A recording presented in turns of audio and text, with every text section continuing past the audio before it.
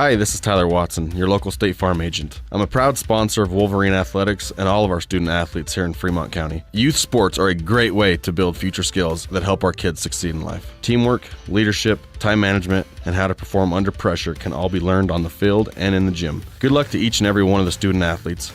Go Big Red! Tyler Watson State Farm, 618 East Washington Avenue in Riverton. Call 856-4118 or visit insuringriverton.com. Like a good neighbor, State Farm is there. Riverton Blowdorn Lumber is proud to support youth sports. Experience the Blowdorn difference. Quality products, design, delivery, and expert service. Blowdorn Lumber, 1202 North Federal in Riverton. Blowdorn Lumber. Living well isn't just about things. It's about the things that matter. Your family, your friends, and your health. For decades, Sage West Healthcare has been committed to improving the health and care of our communities. Today, we're investing more in our communities, in our people, in advanced medical technologies, and in specialized facilities, so access to better care is close to you and the things that matter most. Sage West Healthcare. Be well, live well. That's why we're here.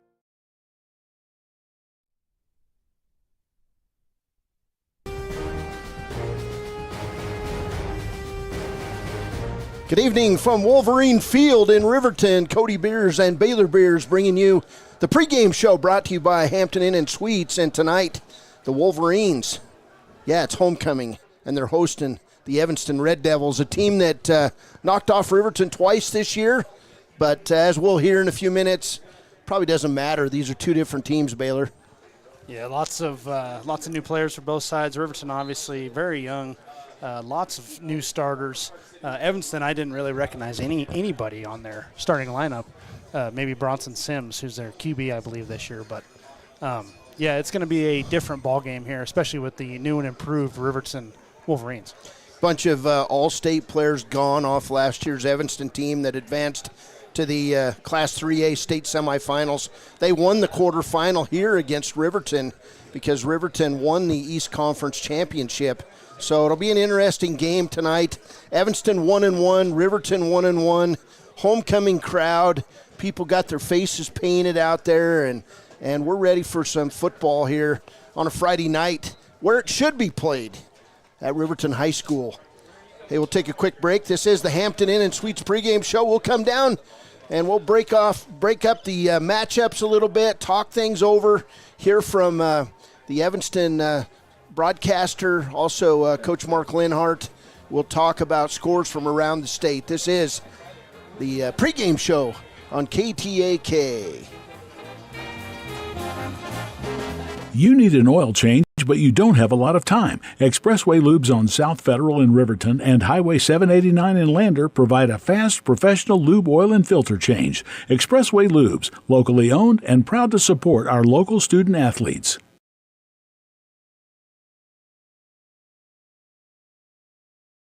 We believe that everyone deserves a second chance, including us. Hi, I'm Brian Robacher, CEO of Atlantic City Federal Credit Union. And if we said no to you in the past, I'm asking you for a second chance too.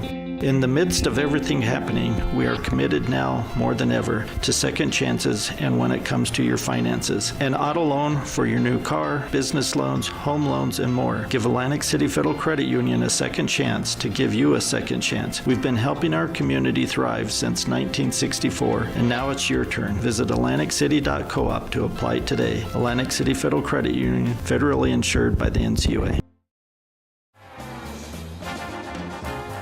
Welcome back, Wolverine Field. This is the pregame show brought to you by Hampton Inn and Suites. And last week in Wyoming 3A football, it was Cody beating Riverton 47-24. But in that game, Riverton spotted Cody. 2 pick sixes and a opening game kickoff return, a 99-yard kickoff return for a touchdown. So, Riverton did not give up. They came back. They fought hard in that one. On the other side, Vista Ridge, Colorado, which is a fairly big high school in Colorado, knocked off Evanston 38-14. So both teams come in 1-1 on the season. It's a good matchup, East versus West matchup. These two teams will get after it. Both like to run the football. Riverton kind of favors a more balanced attack, even though Evanston would like to pass the ball more, according to Elon Olaf, their sportscaster. Evanston right now leads the state in rushing per game. Actually, they have the single game high in rushing, 314 yards against their season opening opponent, a small school, Ben Lomond, Utah. Riverton, on the other hand, makes the top 5 for passing yards against Cody, as Blake Gantenbein last week was 15 out of 26 passing for 189 yards. However, he had 3 interceptions in that game. Rushing-wise, Braden Wallace has the state's high rushing output in 3A. So far, he had 13 attempts for 160 yards, a 12.3-yard average on August 31st in that win for Evanston over Ben Lomond.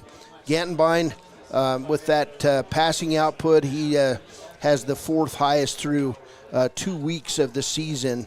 Let's see, we'll get into some stats here. Team rushing-wise, Evanston averaging 226 yards per game. Riverton averaging 136 yards per game on the ground. Riverton averaging 147 yards passing through 2 games. These 2 teams ranked 8th and 9th in Class 3A in offense, but that's extremely deceptive for both teams because they've been playing better squads. Riverton with games against Cody and Powell, Evanston with those 2 Utah opponents. Rush defense, both teams are improved. Riverton giving up 168 yards through those 2 games. Pass defense, both teams doing pretty well. Riverton giving up 150 yards passing per game. Evanston giving up 165 yards passing per game. And then yardage-wise, Evanston giving up 293 yards per game. Riverton giving up 318. Braden Wallace, the running back for Evanston, averaging 102 yards per game through 2 games. Blake Gantenbein averaging 147 yards passing. And then receiving-wise, Clay Sheets is the state's 5th highest receiver at this point. 7 receptions, 132 yards for 66 yards per game. Those are some of your opening stats. We'll be right back. We'll break down some of the matchups across the state, see if we can get some scores. This is the pregame show. The Riverton Wolverines and Evanston Red Devils. It's homecoming. Brought to you by Hampton Inn and Suites.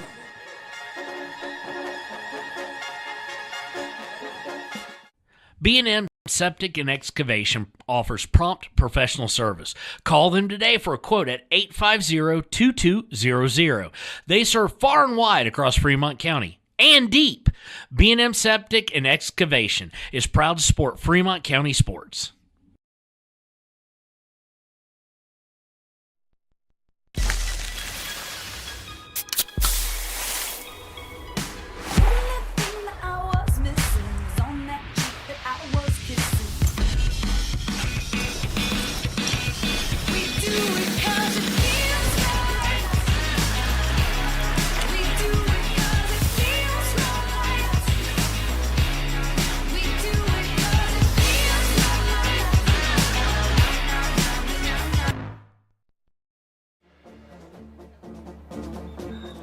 Welcome back, Hampton Inn and Suites pregame show. Here's Baylor Bears as we break down the matchups from across Wyoming in high school football. First for 4A, most of these games started at 6 p.m. Don't have any scores yet in 4A. Thunder Basin will travel to Cheyenne East tonight. Rock Springs will travel to Gillette. That's a long trip. They will play Campbell County at 6 p.m. Cheyenne Central will play at Laramie tonight at 6 p.m. and Cheyenne South is at Kelly Walsh tonight, also at 6 p.m. Then the game of the week probably in 4A, number 1 Sheridan travels to Casper to take on number 3 Natrona County. That starts at 7 tonight. That is the Wild Preps game of the week, by the way.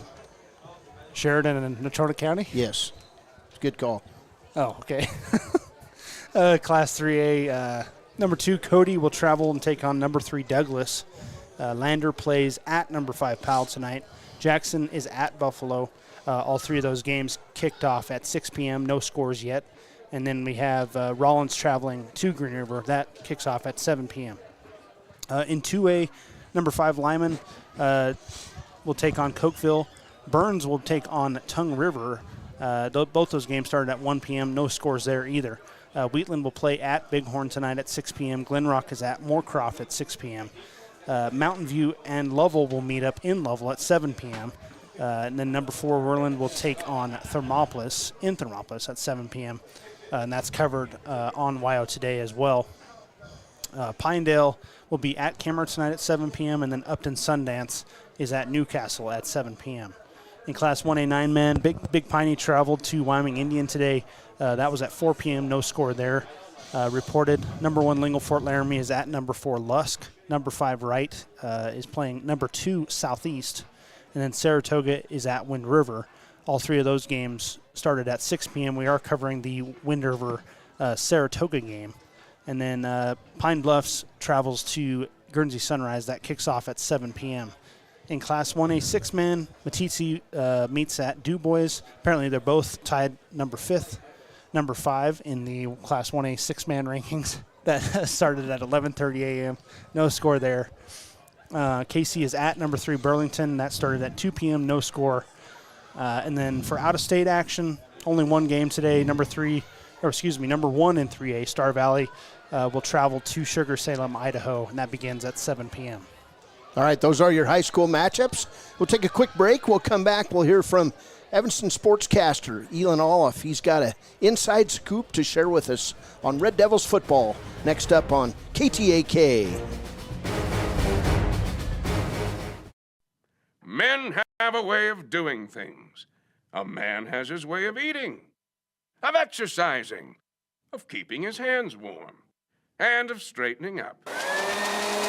So, when a man faces a serious life problem like divorce, depression, or suicidal thoughts, shouldn't a man have a way to deal with that too? Well, now he does. I'm Dr. Rich Mahogany. Visit me at mantherapy.org. Welcome back to Wolverine Field. This is the pregame show brought to you by Hampton Inn & Suites. And Hampton Inn & Suites hosting Evanston broadcaster Elon Olaf, as he's going to be in town on mylocalradio.com, broadcasting high school rodeo all weekend. So if you want to tune in and watch that, if you can't make it out, just pull it up on the stream, and he does a great job with rodeo. We teased him a little bit at the end of the interview, a little bit about that. But here's Elon to talk about Evanston football. Pre-game show brought to you by Hampton Inn & Suites. Cody Beers here with Evanston sportscaster Elon Olaf. And, hey, good to see you, my friend. Tell us about Evanston football. This year it's a bit of something new. We do return quite a few, but of course we don't have that all-state core with Cohen Morrow, Brady Roberts, Drew, and Kai Barker. But there's a lot of great talent on this team. They're really trying to mix up the offense, not be that one-dimensional, just kind of run offense anymore. You're going to see them kind of work the ball into the air a little bit more and try to get the ball out to some playmakers on the outside. Looks like you ran the ball quite a bit, though, in the first 2 games. Yeah, I mean, that's always going to be a staple of Evanston football. I mean, we've got fast kids, and coach is always stressing about building the system and the attack around the weapons and the tools and the gifts that they have. And we've got some fast kids. So, there is going to be a lot of running, but it's not going to be just 3 straight runs like what we saw a couple years ago. It's going to be definitely more of what Coach Moore installed starting last year. Tell me about Braden Wallace, pretty good little running back. Oh, yeah, great running back. A lot of people, he's new to a lot of people, but not to Evanston. Of course, he backed up Brady Roberts last year. But Wallace is going to be just as hard to bring down. He's a very hard-nosed runner. He's not afraid of contact. He's got a lot of great speed, a lot of great agility. A lot of his touchdowns, he's got 4 touchdowns this year already. And he's the number 1 rusher in the state, averaging over 120 yards right now. But a lot of his moves you'll see are lateral. And he's very, very quick, very, very agile, but he's also not afraid to take a hit and kind of run through some people as well. Got a tight end that people talk about, this Clayton Cook kid.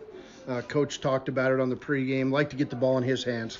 Yeah, absolutely. Clayton's a monster, and he's been one of our best athletes since he was a sophomore. And to see him just kind of morph into the weapon that he's become, I mean, not a lot of guys are going to match up size-wise with Clayton Cook, especially with how not just his size, but his speed. He can get the ball downfield, and he can get the ball downfield quick. So it's going to be a lot of fun to see that. Well, the first game last year between these two teams was a dogfight.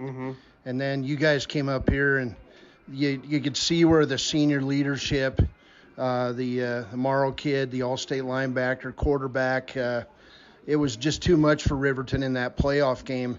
Has there been any focus? Have you heard anything, or is it just media talking when you get a chance to play a team that beat you twice the year before? I think it is something you and I like to talk about, but talking with Coach Linhart, myself, talking with Coach Moore, that doesn't come up at all. Matter of fact, Coach Moore, I think, said it best. Yes, it's the two same schools, but these are two completely different teams. I think you guys have hit another level and kind of leveled up a little bit. The scoreboard in that Cody game does not reflect how close that game was.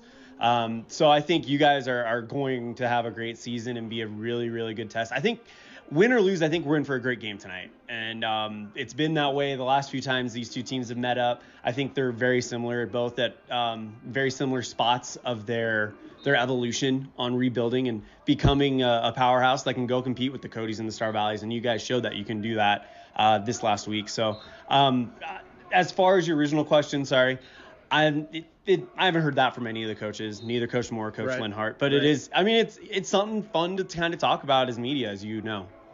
So I just wanted to give you a compliment. You guys do a great job.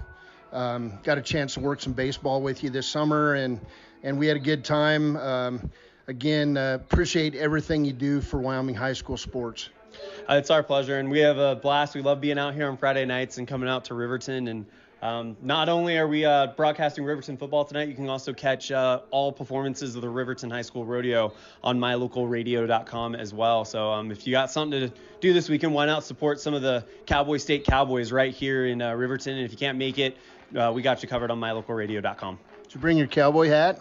I did not bring my cowboy hat because I'm going to be behind the computer running production with a headset on, and headsets don't exactly fit over cowboy hats in my experience. But I got a nice ball cap that I picked up at a really big rodeo down in Ogden that I usually wear for this occasion. So. Well, we could have. I could have brought a knife up and we could have cut out a spot for your headset.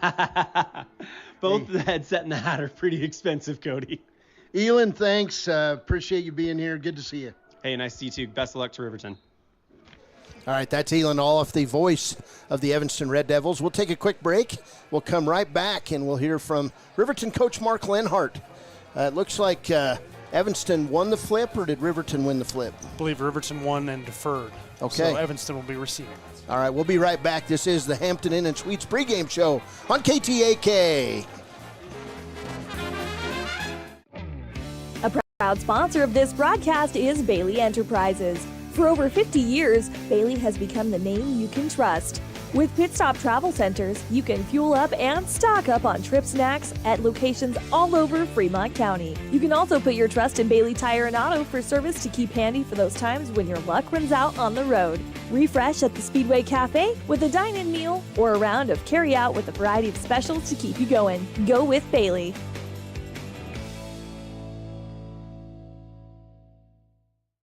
Community Health Centers of Central Wyoming has locations across Fremont County ready to serve you at DuBois Medical Clinic, Riverton Community Health, and Lander Community Health Pediatrics. We accept all forms of insurance, including Medicaid and Medicare. Are you struggling to get medical care? Ask for their sliding fee scale. From family medicine to pediatrics, Community Health Centers are here to serve you. Call 307-463-7160 or visit chccw.org to schedule your appointment.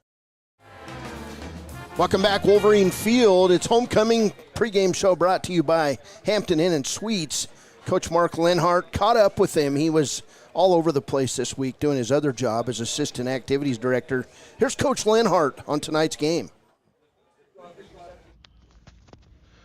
Cody Beers here with Riverton coach Mark Linhart. And Coach, already third week of the season, even though they officially call it week 2. You got Evanston coming in, and I know it's homecoming week.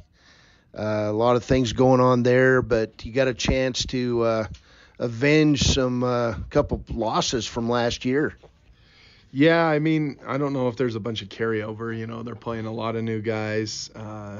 and we are too. I think there's some similarities that they have. They bring back 3 or 4 of their guys off their O-line and their D-line that played a lot, and a couple kids who played, for them in their secondary. But most of their offensive skill is all brand new, and a lot of our offensive skill is brand new. So, you kind of think that maybe the kids would look into that a little bit more. And we obviously have talked about it, but it's a new year, new teams, and I'm not so sure the kids look into that too much. But hopefully we find a way to come out and find a way to get a win, because we definitely need to. It definitely was not our best week of practice for various reasons, but hopefully we can find a way to put it together on Friday night. Well, a lot of distractions during homecoming week, but a chance to build off what I would call an effort that involved no quit. You guys kept playing to the final horn last week in Cody. Yeah, no, I think hopefully that's one thing that no matter what our talent level is or how the game goes, I think as a staff and as a program, we pride ourselves on playing for 48 minutes. And, Cody, you weren't up at the PAL game, but I told some people it's not as good as you think it is. And just like with the Cody game, it's not as bad as you think it is. Like, in a lot of ways, we played better offensively against a good defense. We did a lot of really good things, but the errors we make are critical. And we have got to find a way to get rid of those, because you cannot give up a kickoff return for a touchdown. You cannot throw 2 pick sixes. You cannot give a team like that 21 points. You're not going to win. Nobody's going to beat them doing that. They're just too talented. And then on the other end of the spectrum, even with us giving up 12 right away, we march it down inside the 5 and don't score.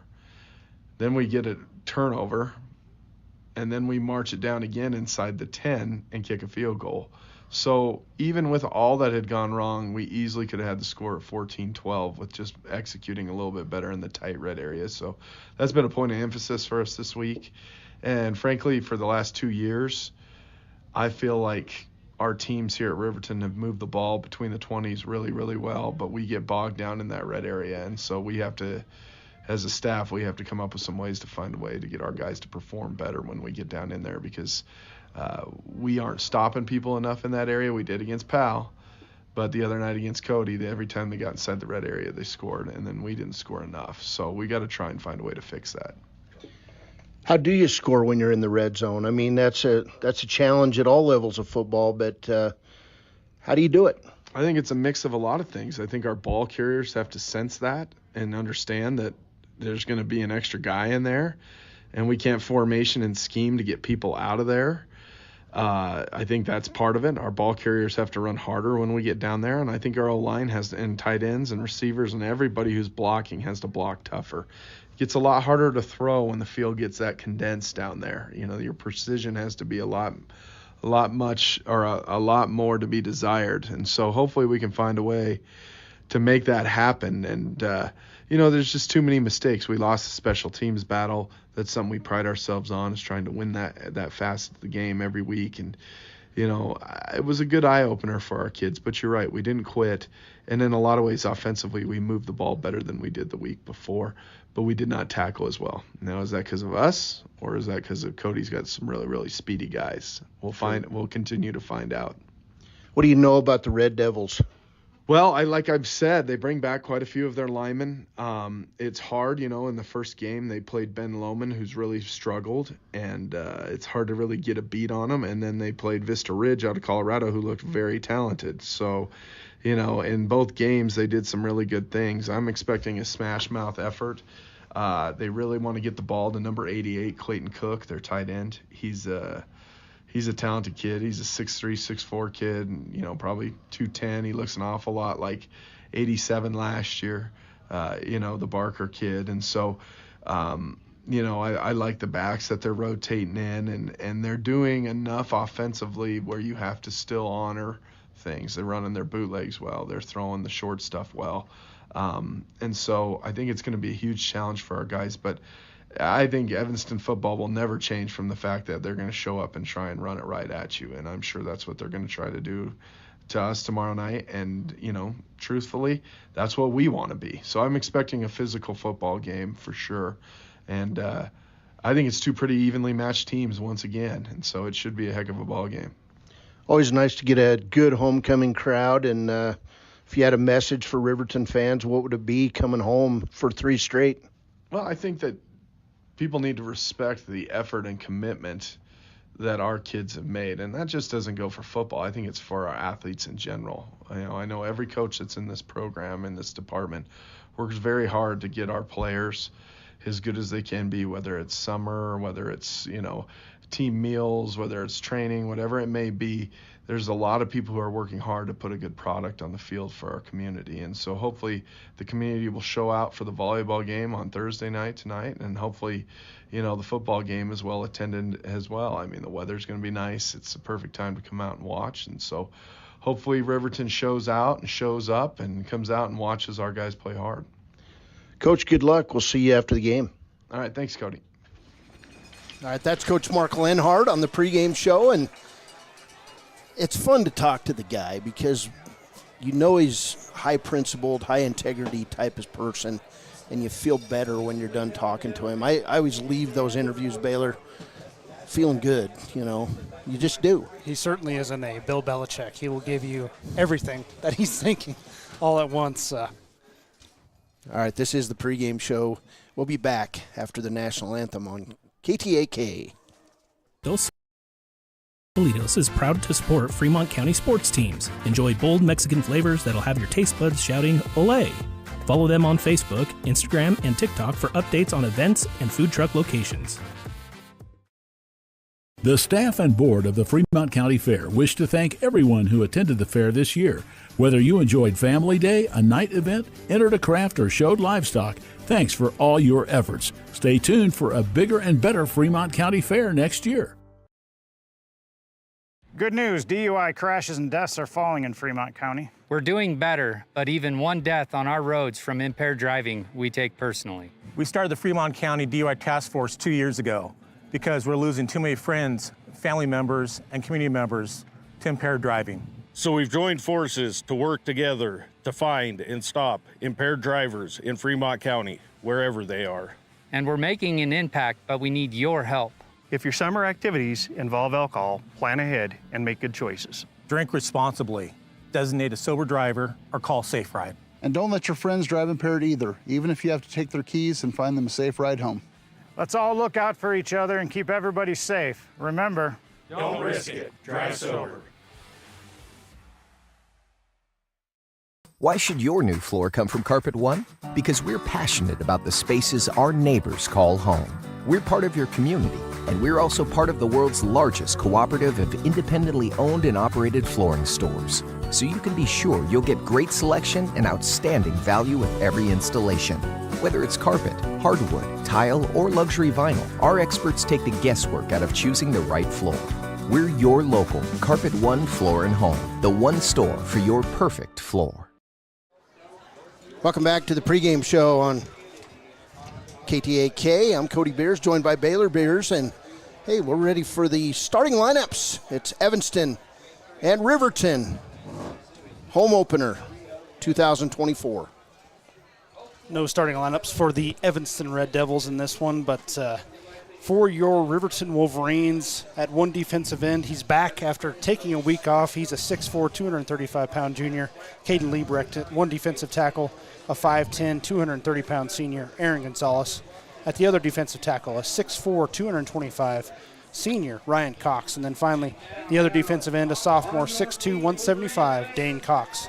At strong safety and playing quarterback, 6'1", 185, he's a junior, Blake Gattenbein.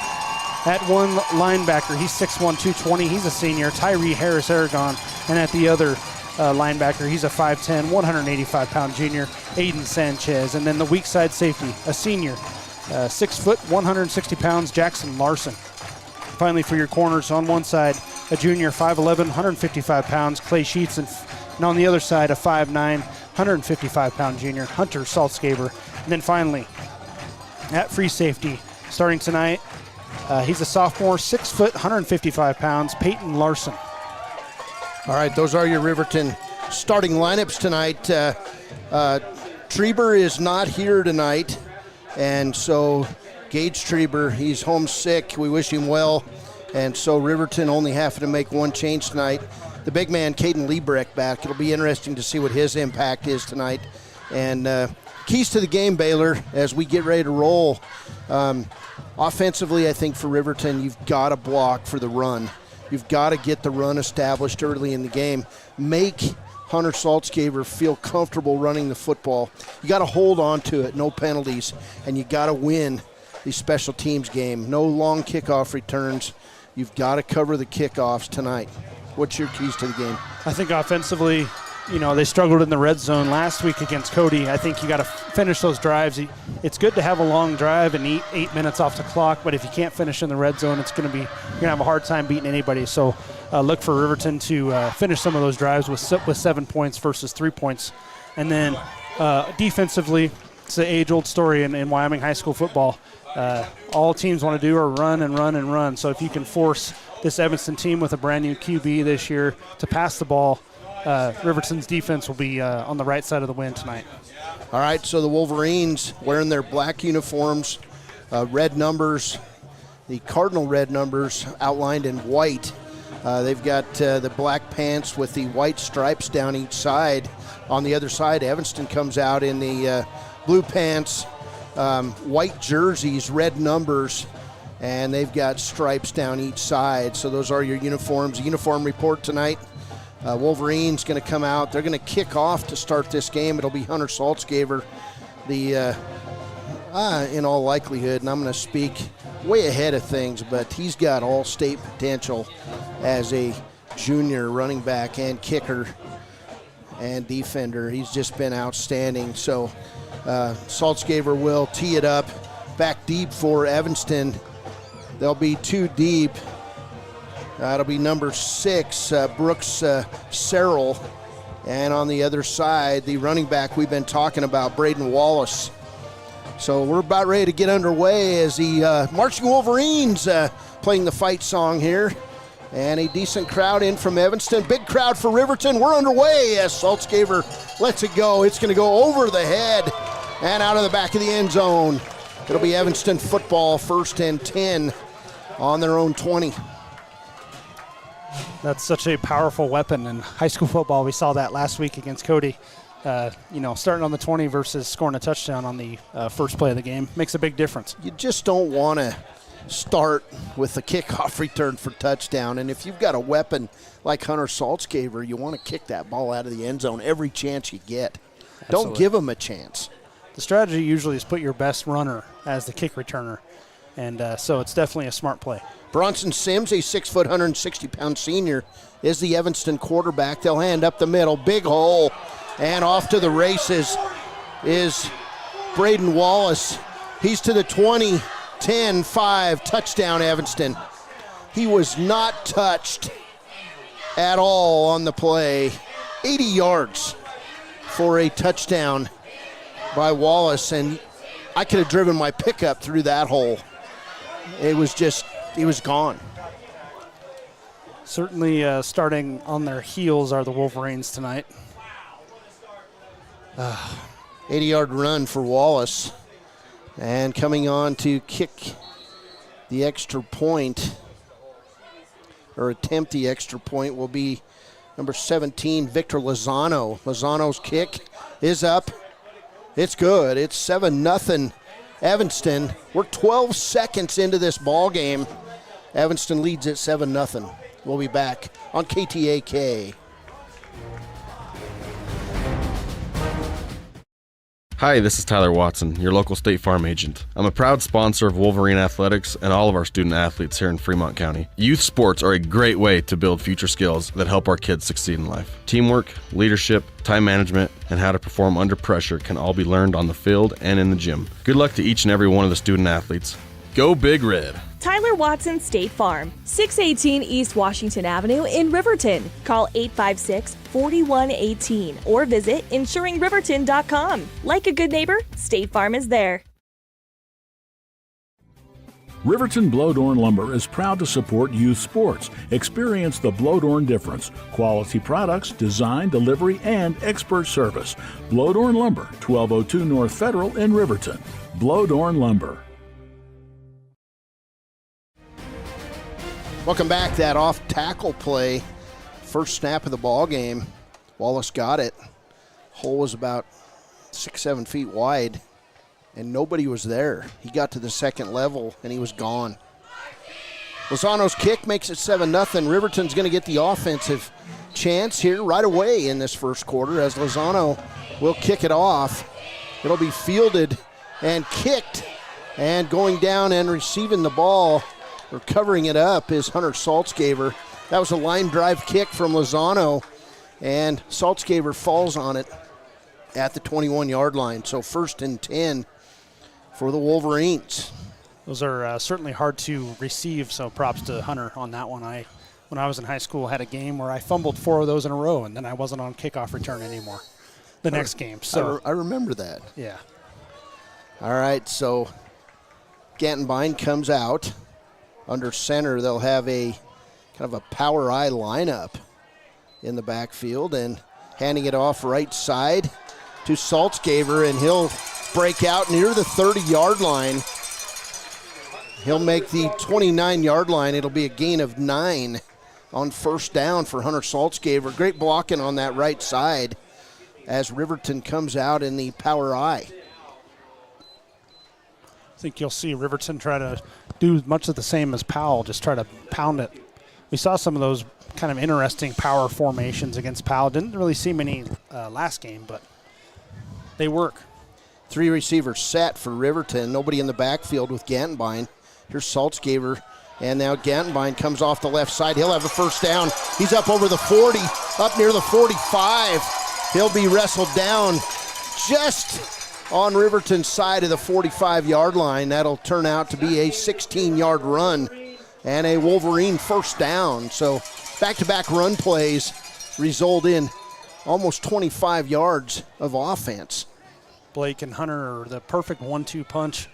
Got Hunter, who's small and shifty, and then Blake's just the definition of a power back. Saltzgaver behind Gantenbein. Dane Cox in motion for the Wolverines. Handoff straight up the middle to Saltzgaver. He'll bust over midfield. That's going to go as a gain of 7 on the play for Hunter Saltzgaver. And it'll be 2nd and a long 3.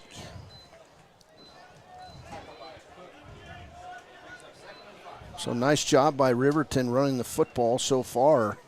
Nothing fancy here from the Wolverine offense. They just want to grind it out and keep the Evanston defenders on the field as long as possible. 4 receivers set. Gantenbein by himself in the gun. 3-man defensive line for Evanston. Gantenbein will drop to pass the ball. It's a screen out left side to Yates. He'll be inside the 35, and it'll be another Riverton first down, but we've got hankies all over the place, and it looked like holding on the right tackle for Riverton. This group of referees tonight, officials, we've got a white hat from Powell. It's kind of a hybrid squad as they were trying to get enough officials to work this game. It will go as holding against Riverton.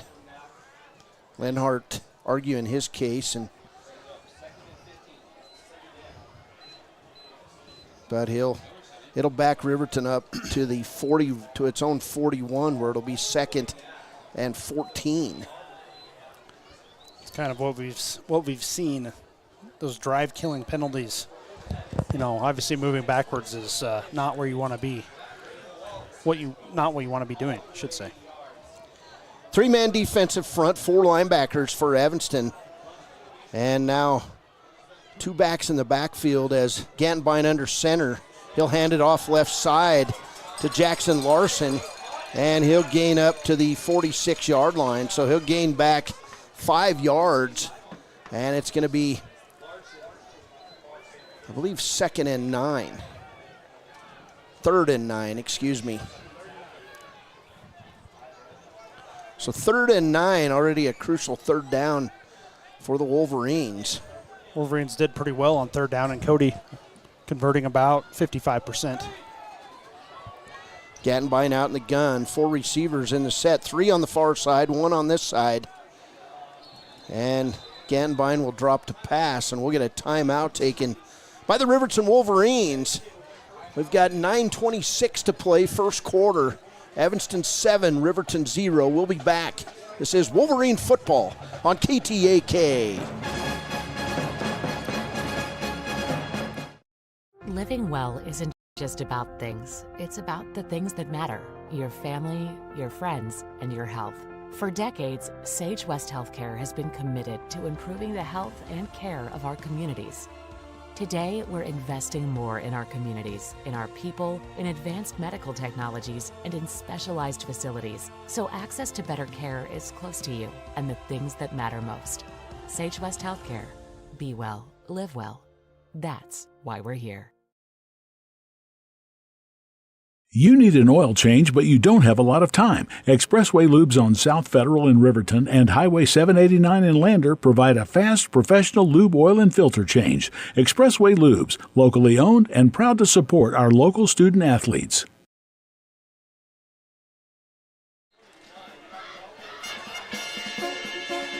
Welcome back as we hear the trumpets in the background.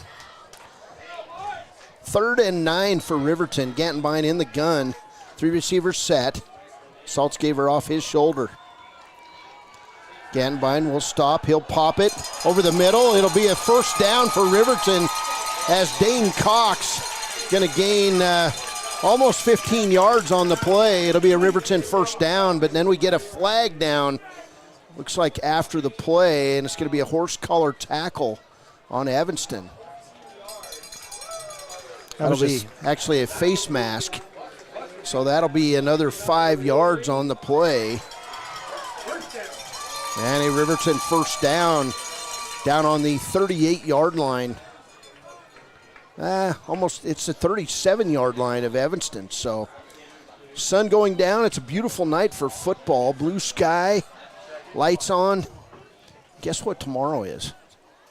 It's Saturday, but it's Wyoming BYU, man. 15 years in the making. Here's a handoff left side. Saltzgaver breaks in the free. 20, 10, 5, touchdown, Riverton. Hunter Saltzgaver on a 37-yard run. And Riverton on the scoreboard with a big run. Boy, great blocking on that left side, Baylor. And there was a big hole, and Hunter Saltzgaver has the ability to cut on a dime, and he did it there. Yeah, on defense, you do not want to give Saltzgaver any bit of room, because if he can use those legs to speed up, he is gone most of the time. We've seen breakouts in previous games, but he does it there. Saltzgaver's PAT ties it up. We've got 9:03 to play first quarter. It's Riverton 7, Evanston 7. This could be a shootout at Wolverine Field. Come join us. We'll be back on KTAK.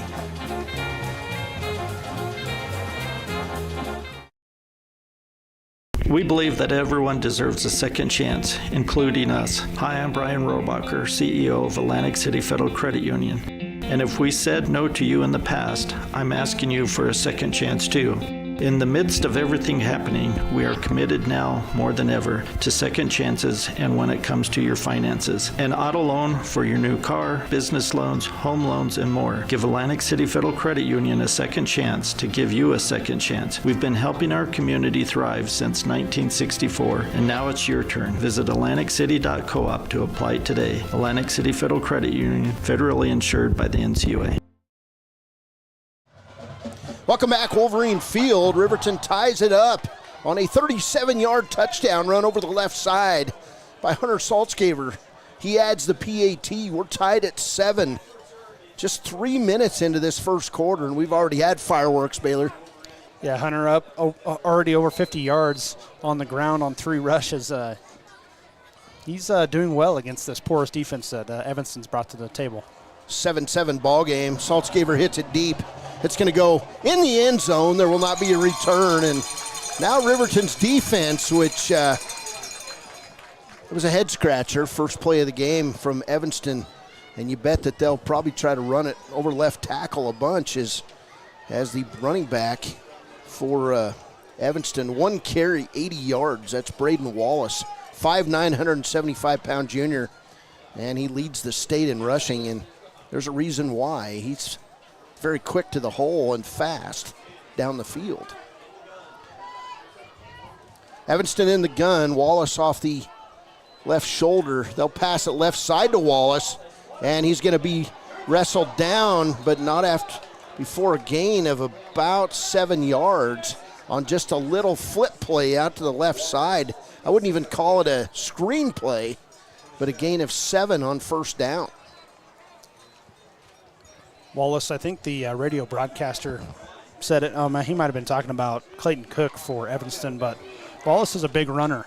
I believe he comes in 5'9", 175. Yeah, that's a powerful runner in 3A high school football. So 2 backs in the backfield, right in front of Sims.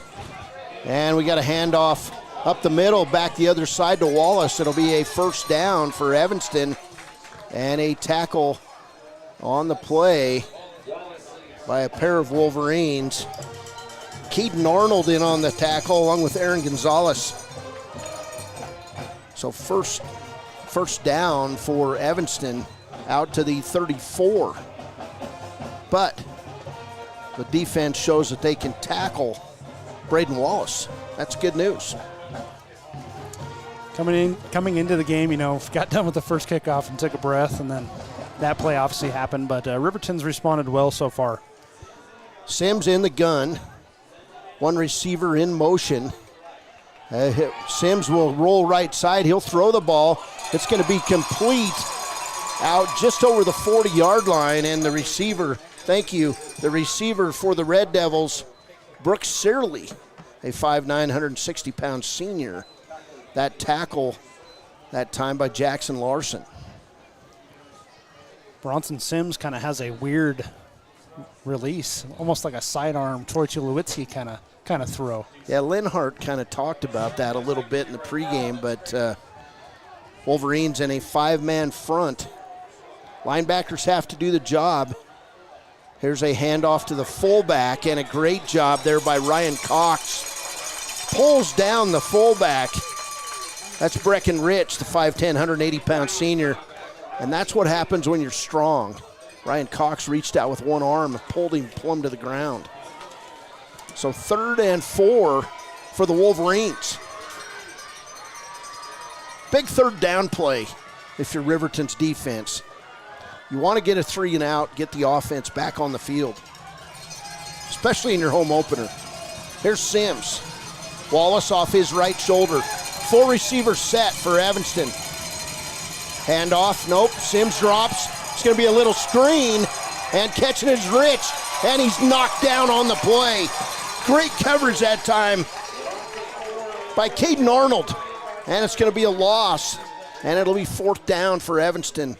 4th and 7, and it was just kind of a little shot put throw, Baylor, over the top of the rushers, and that's one of the ones that, as a linebacker, you're sniffing that out for a pick 6. Certainly looked like a present for either a lineman or a linebacker, but yeah, dropped him for a loss. Great play by the Riverton defense.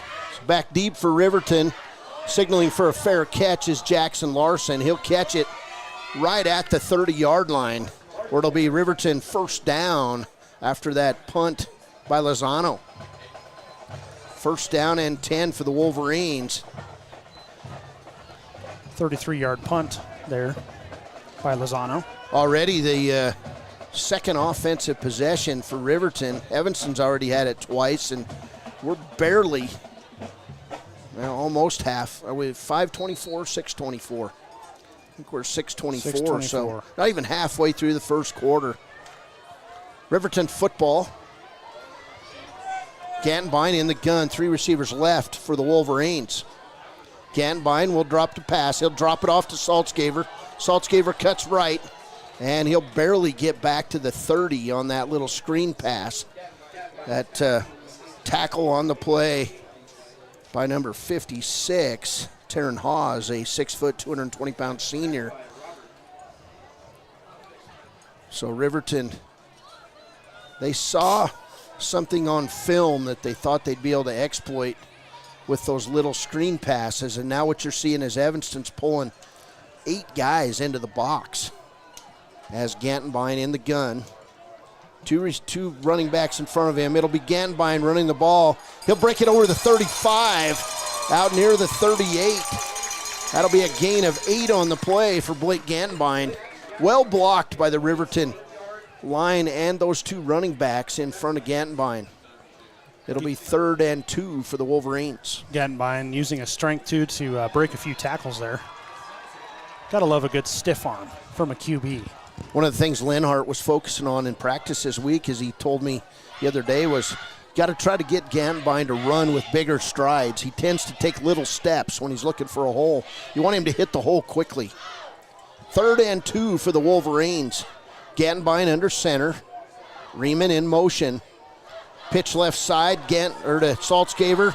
He's going to get cut down. No gain on the play. And making that tackle was his nemesis, the other running back, Braden Wallace. So Riverton going to come on and punt the ball, facing a 4th and 2 at their own 38. Landon Gold is punting tonight as Treber home sick. So Gold comes out wearing a couple baseball gloves. And they're going to do a fake. It's Gantenbein. He'll get the first down. Boy, it's been a while since you've seen a Riverton fake punt. Direct snap to Big Gantenbein. First down, Riverton. You love the energy that a fake, when you execute it right, brings to the table. You can tell Riverton Wolverines are hungry for this win here. That was a risky play on the inside of the Riverton 40, but executed well. Well, now it's on film, and the rest of the state will see it. But first time out, man, it just went like clockwork. So Evanston already, you're seeing guys with their hands on their hips. And that's what Riverton wants to do, is keep that defense on the field. 2 receivers left for the Wolverines. Handoff, left side. Saltzgaver going to get cut down on the play. That's Clayton Cook. And we talked about him on offense, but he's pretty solid on defense, too, from that linebacker spot. So they made some adjustments. Riverton made some adjustments, and now you're seeing a pretty strong Evanston defense is now at 2nd and 12 on Riverton. Coach Lenhart playing it smart, starting on the ground quite a bit. 9 plays compared to 2 passes for the Wolverine offense. Should start seeing those deeper passes open up for the Wolverines. Timeout for Riverton already, the 2nd timeout here in the first quarter. 3:23 to play first quarter. Riverton takes time. We're tied. It's Evanston 7, Riverton 7 from Wolverine Field on homecoming. We'll be back on KTAK. Excavation offers prompt professional service. Call them today for a quote at 850-2200. They serve far and wide across Fremont County and deep. B&M Septic and Excavation is proud to support Fremont County sports.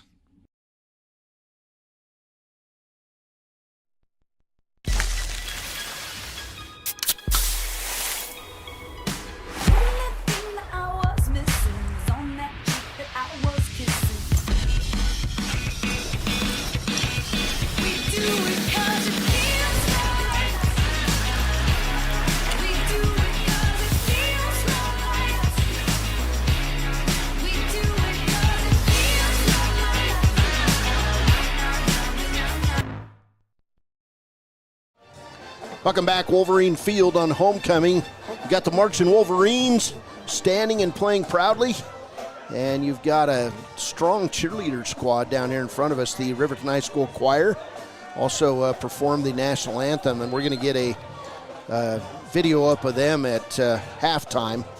Riverton football, 2nd and 12. Gantenbein in the gun. He'll fake the handoff and then take off up the middle. And he'll gain out to the 49-yard line. He'll get about, I'm going to say, 7 yards on the run. So nice job there by Gantenbein on the quarterback sneak. That coaching you talked about earlier, Blake hitting the hole harder, certainly is working. Blake averaging 9.3 yards a carry so far. It'll be 3rd and 5 for Riverton. Riverton, you want to get this first down because you probably don't have another fake punt coming anytime soon. I wouldn't be surprised. 4 receivers set for the Wolverines. Ganbine will drift right. He'll throw the ball complete.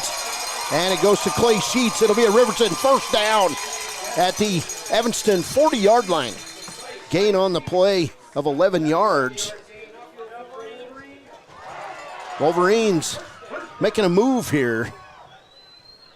And we like to see it. That's just smart football from Blake. Both passes, that big one to Dane Cox last drive and then that one to Clay Sheets, both smart plays, just getting what the defense is giving you. Now 1st and 10 now at the Evanston 40. This drive started back on the 30-yard line. Gantenbein in the gun. He'll drop to pass.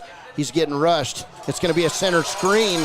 And off to the races is Yates. And he'll be tackled after a gain on the play of 13 yards. It'll be another Riverton first down. Yates on the play. Paxton Yates, the 6'2", 180-pound junior. He's a weapon. Big, tall young man. Of course, his dad, one of the assistant coaches for Riverton.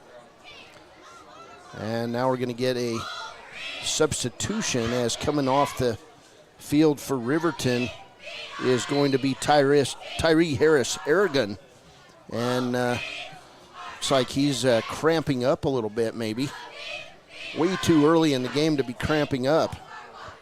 Need to get some liquids. Hydrate, as they say. It'll be 1st and 10 for Riverton at the 27 of Evanston. Wonderful night for football. Love September nights. Here's a handoff left side. Jackson Larson. He'll be wrestled down on the play by Clayton Cook of Evanston. Larson gains 4 on the play. Nothing fancy there as Aragon back quickly in the game. Was bothered by a cramp early on. Hopefully they're getting some liquids in him. It'll be 2nd and 6 for the Wolverines at the 24 of Evanston. Gantenbein fakes the draw, kicks it inside to Sheets, and Sheets will get a short gain down to the 21-yard line. So 3rd down for Riverton on a couple trap plays involving receivers. Dane Cox going to come back in. Also in the game for Riverton is Carlisle Minor, 5'10", 260-pound junior. He had the start last week when Caden Liebrecht wasn't able to go. So 3rd and about 4 for Riverton. Gantenbein under center.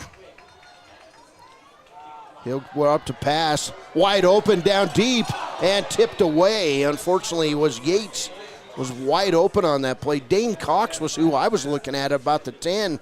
He was wide open. So now 4th and 4 for Riverton. It comes with the little bit of the inexperience, just being a new starter. Had 2 good passes, taking what the defense was giving, and then kind of went for it all there. Almost had it. So with 4th and 4, we'll get Hunter Saltzgaver on to attempt a field goal. He'll place the tee at about the 28-yard line. We'll say it's a 38-yard kick. Saltzgaver, kick is up. It's good. 38-yard kick by Hunter Saltzgaver. The Wolverines are in the lead as the first quarter is over. We'll take a break. We'll come back. Riverton 10, Evanston 7 on KTAK. Men have a way of doing things. A man has his way of eating, of exercising, of keeping his hands warm, and of straightening up. So, when a man faces a serious life problem like divorce, depression, or suicidal thoughts, shouldn't a man have a way to deal with that, too? Well, now he does. I'm Dr. Rich Mahogany. Visit me at mantherapy.org. A proud sponsor of this broadcast is Bailey Enterprises. For over 50 years, Bailey has become the name you can trust. With Pit Stop Travel Centers, you can fuel up and stock up on trip snacks at locations all over Fremont County. You can also put your trust in Bailey Tire and Auto for service to keep handy for those times when your luck runs out on the road. Refresh at the Speedway Cafe with a dine-in meal or a round of carry-out with a variety of specials to keep you going. Go with Bailey.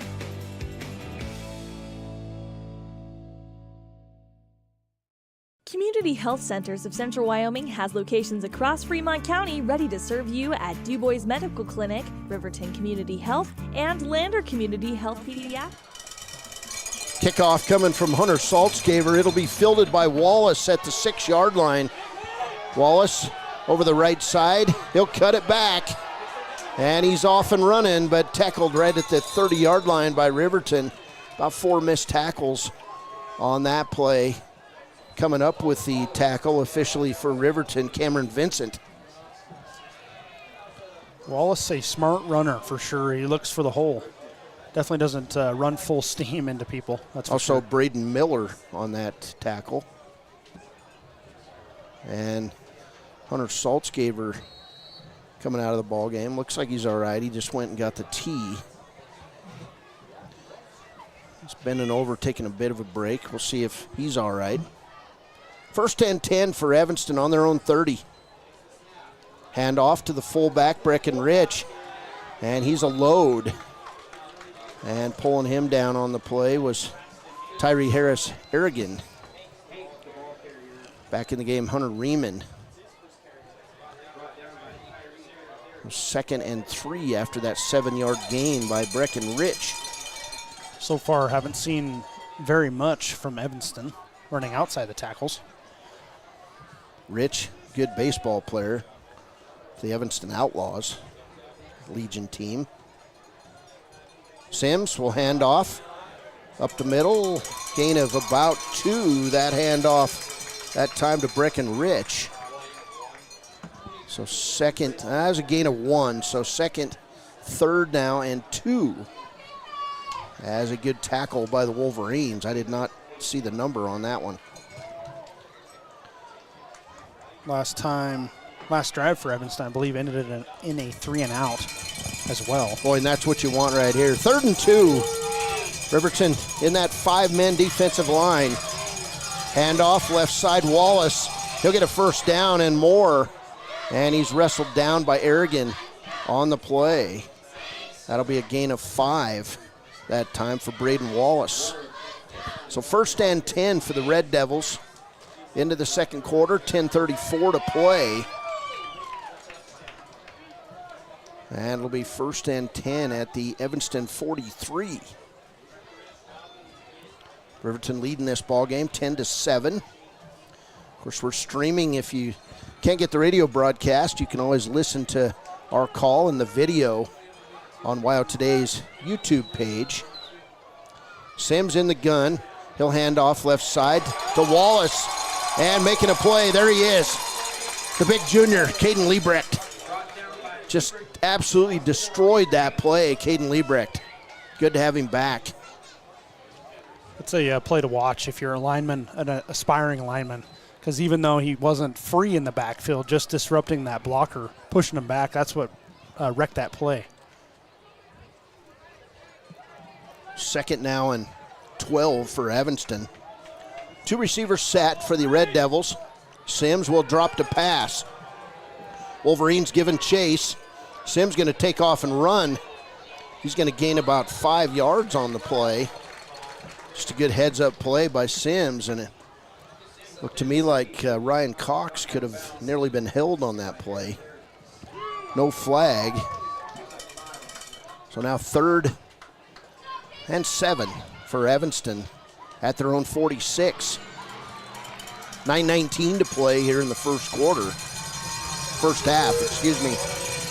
So 4 receivers for Evanston. Got to watch Wallace and Rich if you're the Wolverines. Sims going to drop to pass. He'll throw it over the middle to Wallace. Wallace going to fight, and a first down for Evanston. They just got the ball into their leader's hands. Tackle on the play, Clay Sheets.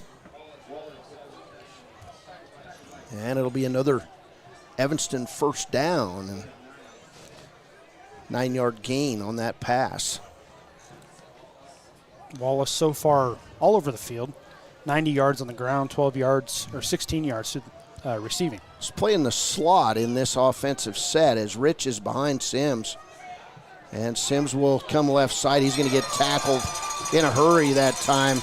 That's Dane Cox making the great play from his linebacker spot. Dane Cox, you're going to hear that name a lot through time. 6'2", 175-pound sophomore getting big-time play for the Riverton Wolverines. Really, really good minutes put in by Dane Cox. Especially as a sophomore, that's only going to improve as time goes on. Got a little bit of time last year as a freshman. Sims now in the gun, 2 receivers set. He'll throw it right side. It's going to go complete and off to the races, but a nice open field tackle that time by the Wolverines. Makes it a 3rd down, and that tackle by Clay Sheets again, but it was a gain of 6 on that pass play to Brooke Searley. That's Searley's 2nd catch. Gain of 9. Oh, excuse me. Yeah, it was 2nd 12, sorry. So 3rd and 2 for Evanston. Sims under center. He'll hand off to Wallace, left side. And Wallace going to get a first down. He'll gain 3 on the play. Actually 4 on the play. Tackled by Riverton on the interior, but you've got to get some push into the backfield if you're the Wolverine defense.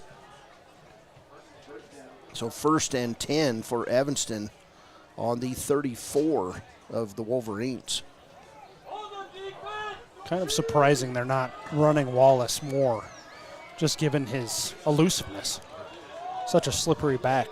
Rich in the backfield. He'll get the handoff straight up the middle, and tripping him up on the play was Aiden Sanchez, but a good athletic play and a big gain for Breckenridge. Nothing fancy, just threw that A gap in the Riverton defense.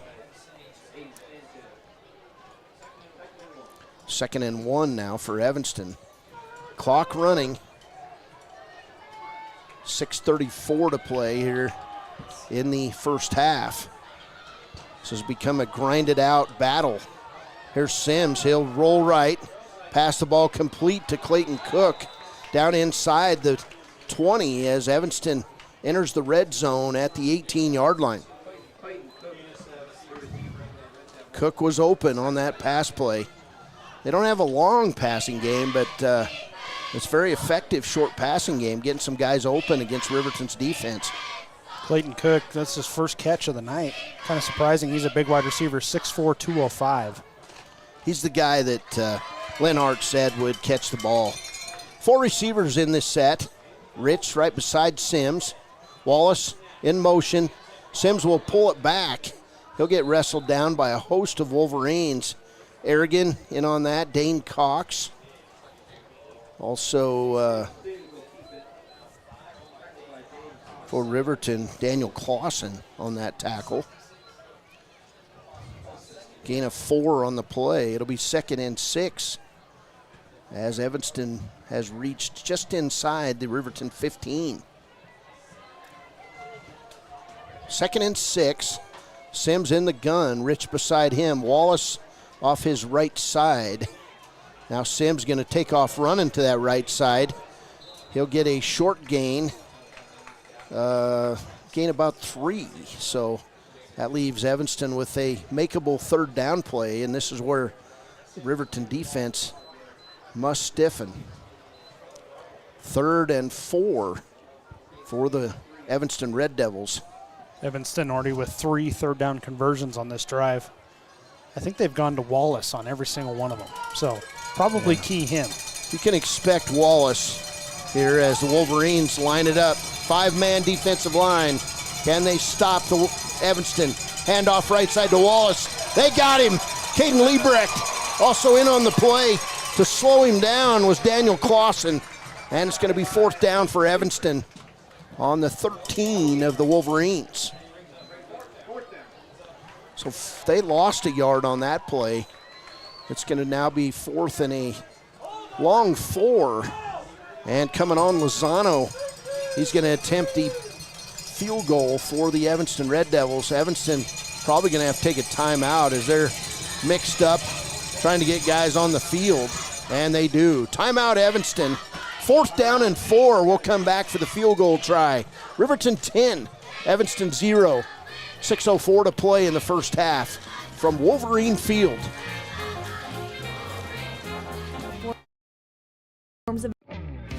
Community Health Centers of Central Wyoming has locations across Fremont County ready to serve you at DuBois Medical Clinic, Riverton Community Health, and Lander Community Health Pediatrics. We accept all forms of insurance, including Medicaid and Medicare. Are you struggling to get medical care? Ask for their sliding fee scale. From family medicine to pediatrics, Community Health Centers are here to serve you. Call 307-463-7160 or visit chccw.org to schedule your appointment. Dos Solitos is proud to support Fremont County sports teams. Enjoy bold Mexican flavors that'll have your taste buds shouting "Olé!" Follow them on Facebook, Instagram, and TikTok for updates on events and food truck locations. Welcome back to Wolverine Field. It's homecoming 10-7 ball game as we're going to get I believe a field goal attempt. Nope, they're going to go for it. Evanston going to come out of the timeout and go for it. 4th and 4. And now Riverton trying to run people on and off the field. And that's going to force a Riverton timeout. So, chess match it is. Friday the 13th. Weird things happen on Friday the 13th, Baylor. Timeout on the floor, or on the field. We'll be back. This is Wolverine football on KTAK. The staff and board of the Fremont County Fair wish to thank everyone who attended the fair this year. Whether you enjoyed Family Day, a night event, entered a craft, or showed livestock, thanks for all your efforts. Stay tuned for a bigger and better Fremont County Fair next year. Good news, DUI crashes and deaths are falling in Fremont County. We're doing better, but even one death on our roads from impaired driving, we take personally. We started the Fremont County DUI Task Force 2 years ago because we're losing too many friends, family members, and community members to impaired driving. So we've joined forces to work together to find and stop impaired drivers in Fremont County, wherever they are. And we're making an impact, but we need your help. If your summer activities involve alcohol, plan ahead and make good choices. Drink responsibly, designate a sober driver, or call Safe Ride. Welcome back, Wolverine Field. 4th down as Evanston comes out to go for it. Breckenridge, and a pass over the middle's complete. Touchdown, Evanston. That pass complete to Brooks Searley, and it's going to go as a 12-yard touchdown pass from Sims to Searley on 4th down. Just a little downfield cut into the middle, and he was open. Broke a tackle, and Searley with the 12-yard touchdown catch. Talk about Lozano on for the kick. Talk about fitting the head of a needle, threading the needle. That's what the saying is. Lozano's kick is blocked. Wolverines will block the ball, block the kick. 5 minutes to play first half. And it's now Evanston 13, Riverton 10. This says Wolverine football homecoming on KTAK. We'll be back. Either, even if you have to take the staff and Good news, DUI crashes and deaths are falling in Fremont County. We're doing better, but even one death on our roads from impaired driving, we take personally. We started the Fremont County DUI Task Force 2 years ago because we're losing too many friends, family members, and community members to impaired driving. So we've joined forces to work together to find and stop impaired drivers in Fremont County, wherever they are. And we're making an impact, but we need your help. If your summer activities involve alcohol, plan ahead and make good choices. Drink responsibly, designate a sober driver, or call Safe Ride. And don't let your friends drive impaired either, even if you have to take their keys and find them a safe ride home. Let's all look out for each other and keep everybody safe. Remember, don't risk it. Drive sober. Welcome back, Wolverine Field. Hey, we're having fun. First Friday night of the year at Wolverine Field, and man, we watched the demolition of the old Riverton High School this year, and man, what a different sight it is on top of High School Hill. Here's the kickoff. It's going to bounce out of bounds, and it'll be a penalty as it goes out right at the 20-yard line. I'm not sure how this works. Do they get a 15-yarder from the 20? That doesn't matter. It's going to be good field position for the Wolverines. I believe they will start on the 35-yard line. So Lozano kicks it out of bounds at the 20. Actually, it's going to go over the 40. Oh, they're going to have a re-kick. Did they get to re-kick? I think it's a choice by Riverton.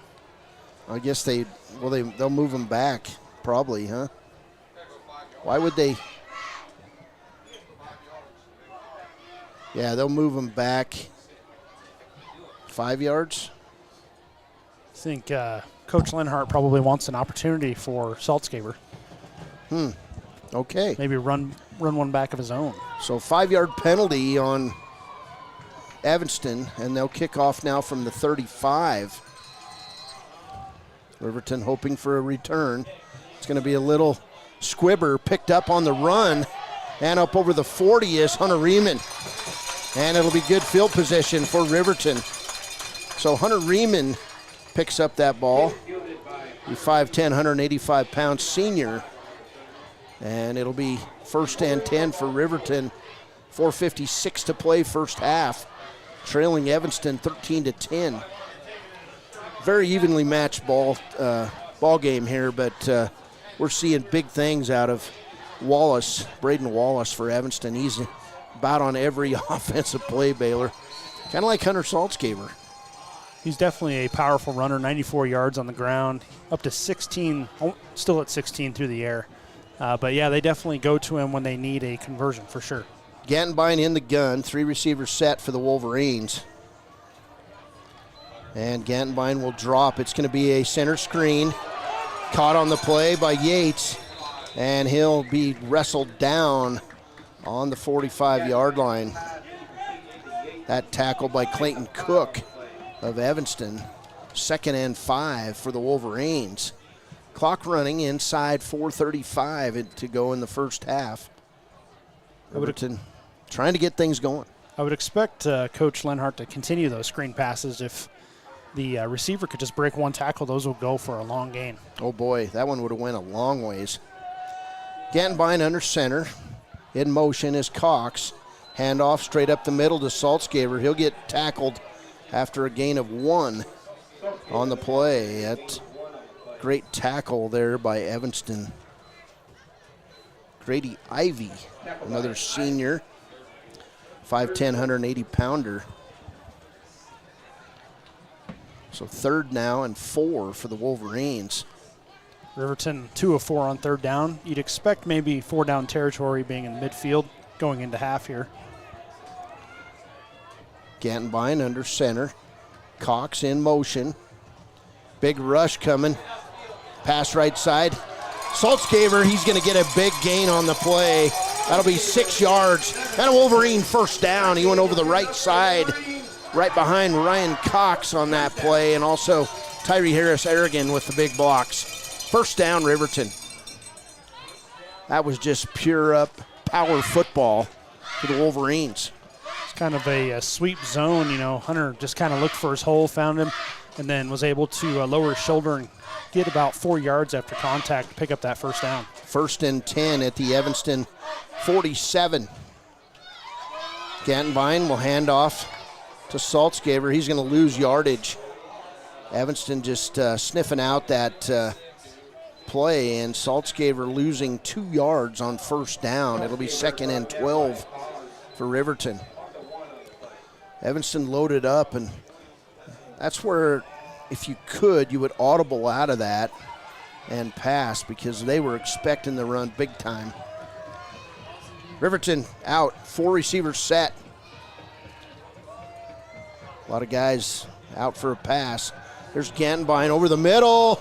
Tipped incomplete. That pass intended for Jackson Larson, and there was 4 Evanston defenders in the territory. Probably a good pass by Ganbine to avoid an interception. 3rd and 12 for the Wolverines. 2:39 to play, first half, and you can start feeling the fall air here a little bit. Smell of smoke in the air. Smells like campfire smoke, but maybe it's, as you said last week, maybe it's hamburger smoke. Wouldn't mind that. Anybody listening can bring a hamburger up to the press box. That'd be great. 3rd and 12 for the Wolverines. 4 receivers set. They're bunched tightly. Ganbine drops to pass. He'll hit Saltzgaber on a short gain to the 43-yard line. And that'll give Riverton a possible makeable situation on 4th. They're going to go for it as they come quickly to the line. Ganbine in the shotgun, 4 receivers set. And it looks like they're just going to try to pull Evanston off sides. Nothing too fancy here as Linhart looking at Ganbine. He calls the number. They are going for it. Evanston guy, oh boy, and it looked like he jumped off sides, and referee or official says no, he did not. And we're going to get a delay of game call on Riverton. That'll give Riverton a chance to punt the ball from about the 48-yard line. 53 for Evanston, nearly jumped offside. That's Grady Ivy, who's been in on a tackle. And so now 4th down, it'll be Landon Gold dropping to punt for the Wolverines.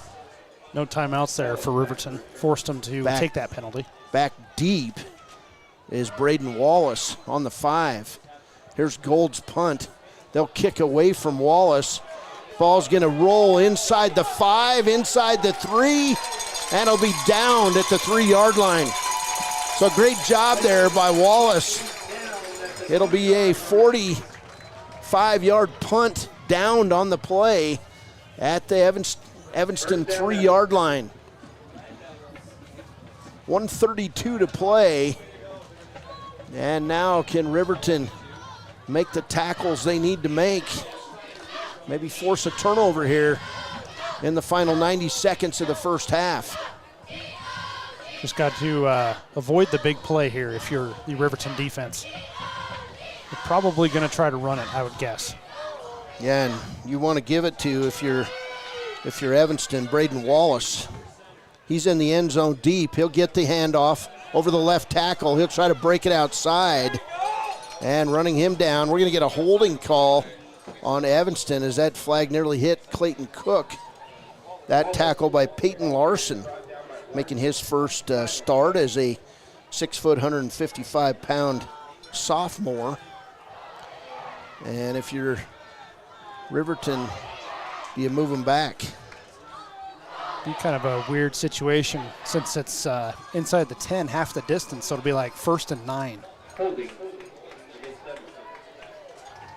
Kind of a weird.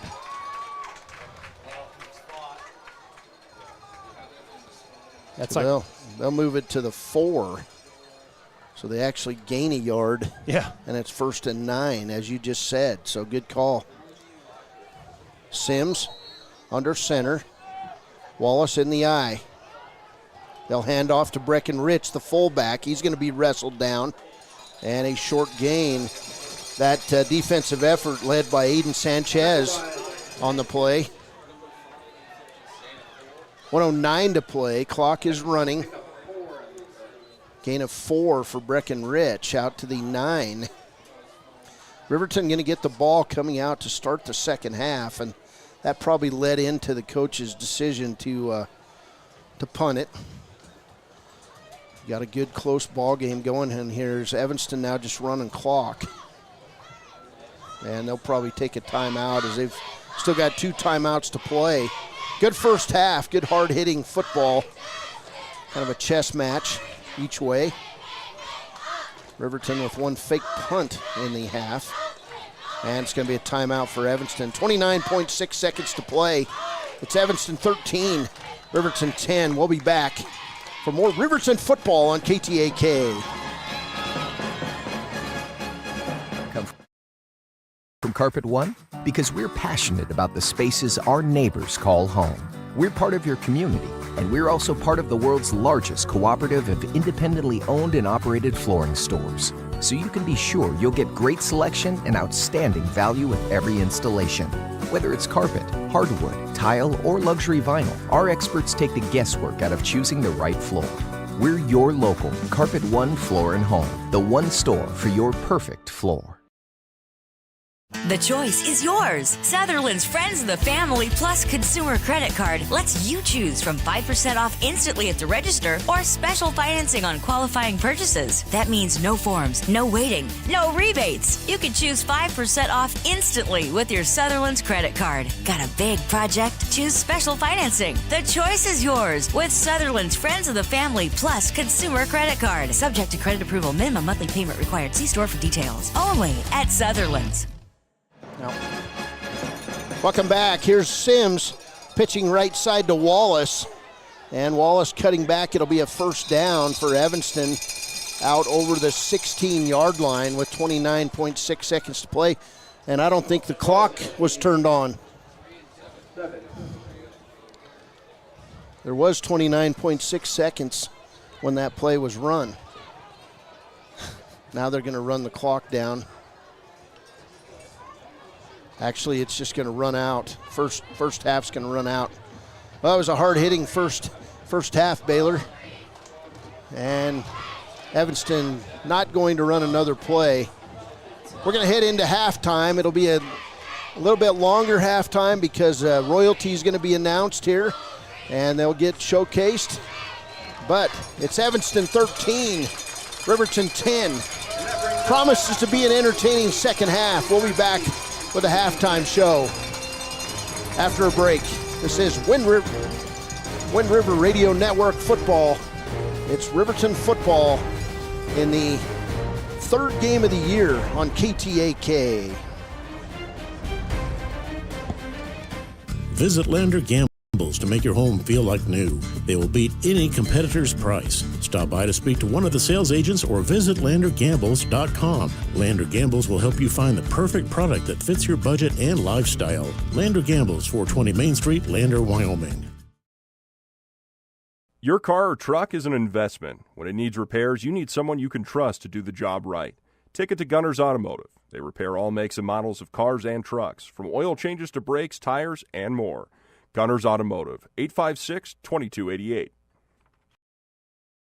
Your tax pros at 219 East Main Street in Riverton, Wyoming can handle all your tax needs. Whatever your situation, we know what to do. Call 307-856-2256 today to schedule an appointment. H&R Block is open Monday through Friday, 9 a.m. to 3 p.m. Riverton's Hampton Inn & Suites is proud to sponsor our youth athletics in Fremont County.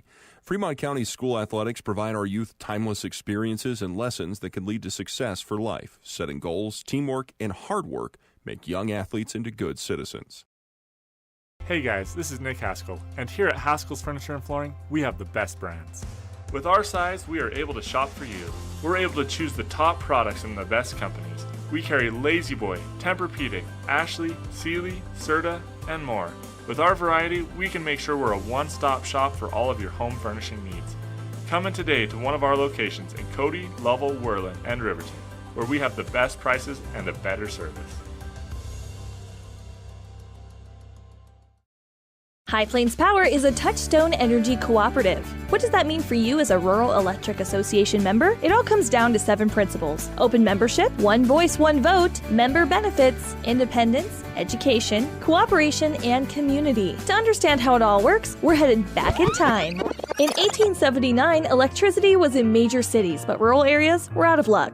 In 1935, President FDR made it possible for companies to build power lines to unserved areas. By the time we hit 1941, some 400 electric co-ops had been organized to serve rural America, just like High Plains Power. For more information, visit highplainspower.org.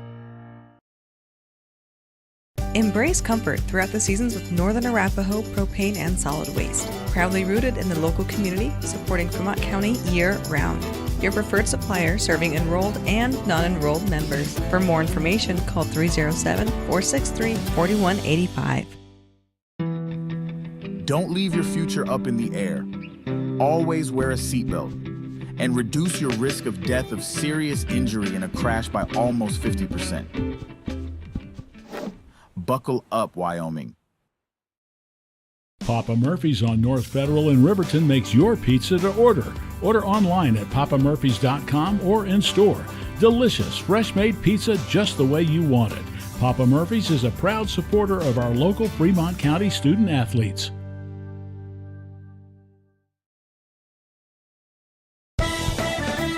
Shoshone Rose Casino and Hotel is proud to support youth sports in Fremont County. Enjoy a meal at the Deca Gai He restaurant. Deca Gai He is Shoshone for the eating house. Open daily from 7:30 a.m. until 9 p.m. Try a weekend getaway with the family in one of their comfortable, pet-friendly guest rooms and enjoy the heated swimming pool. Book online at ShoshoneRose.com and remember to support Fremont County youth sports. Go team!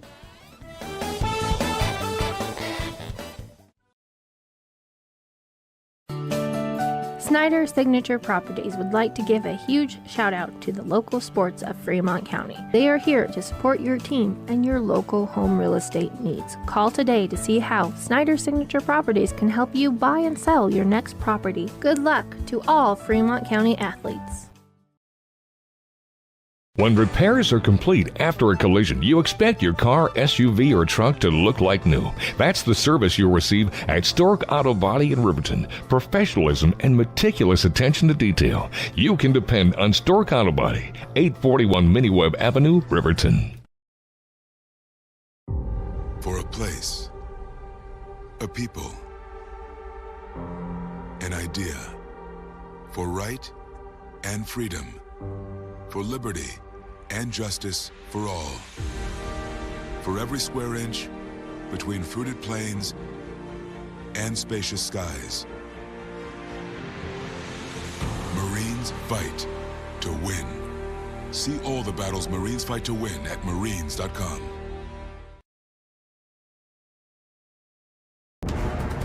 Exploding at 200 miles per hour. Airbags pack a punch. Until age 13, stay buckled up in the back seat.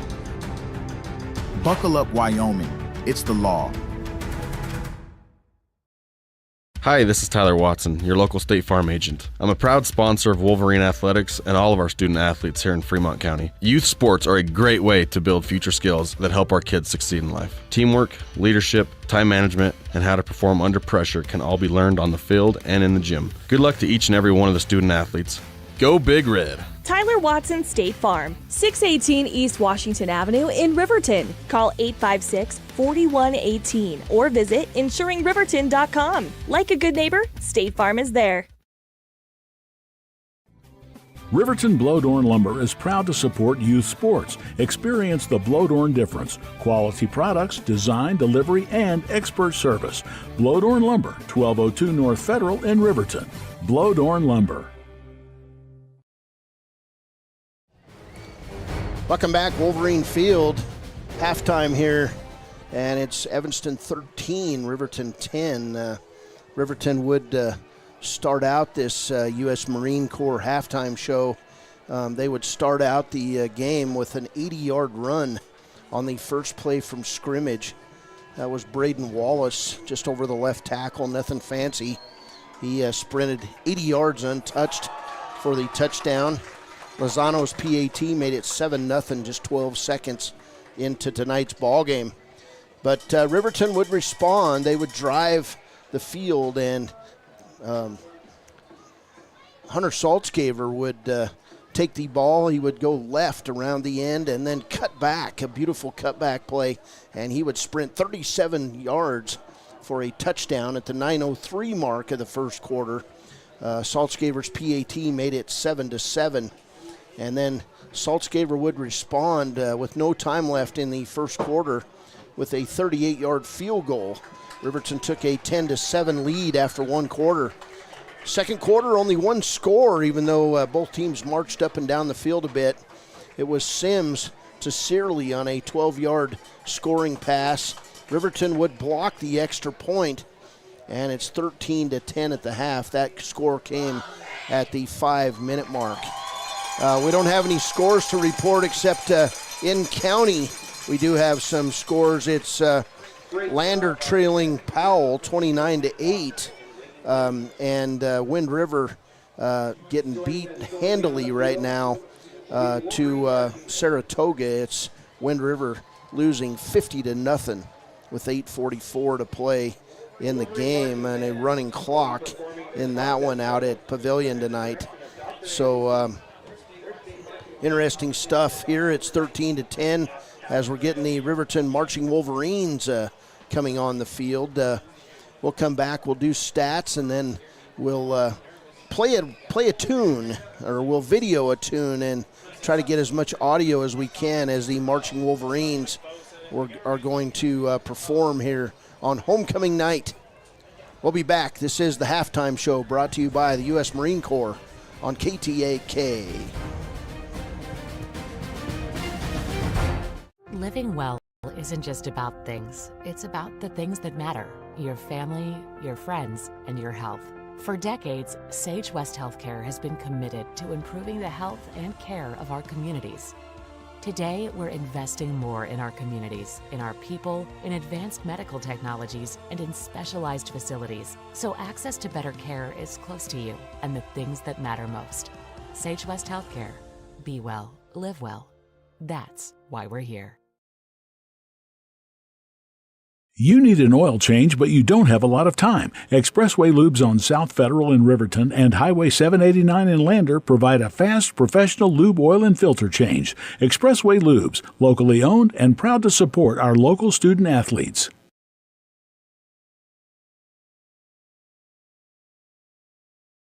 We believe that everyone deserves a second chance, including us. Hi, I'm Brian Robacher, CEO of Atlantic City Federal Credit Union. And if we said no to you in the past, I'm asking you for a second chance too. In the midst of everything happening, we are committed now more than ever to second chances, and when it comes to your finances. An auto loan for your new car, business loans, home loans, and more. Give Atlantic City Federal Credit Union a second chance to give you a second chance. We've been helping our community thrive since 1964, and now it's your turn. Visit AtlanticCity.coop to apply today. Atlantic City Federal Credit Union, federally insured by the NCUA. B&M Septic and Excavation offers prompt professional service. Call them today for a quote at 850-2200. They serve far and wide across Fremont County and deep. B&M Septic and Excavation is proud to support Fremont County sports.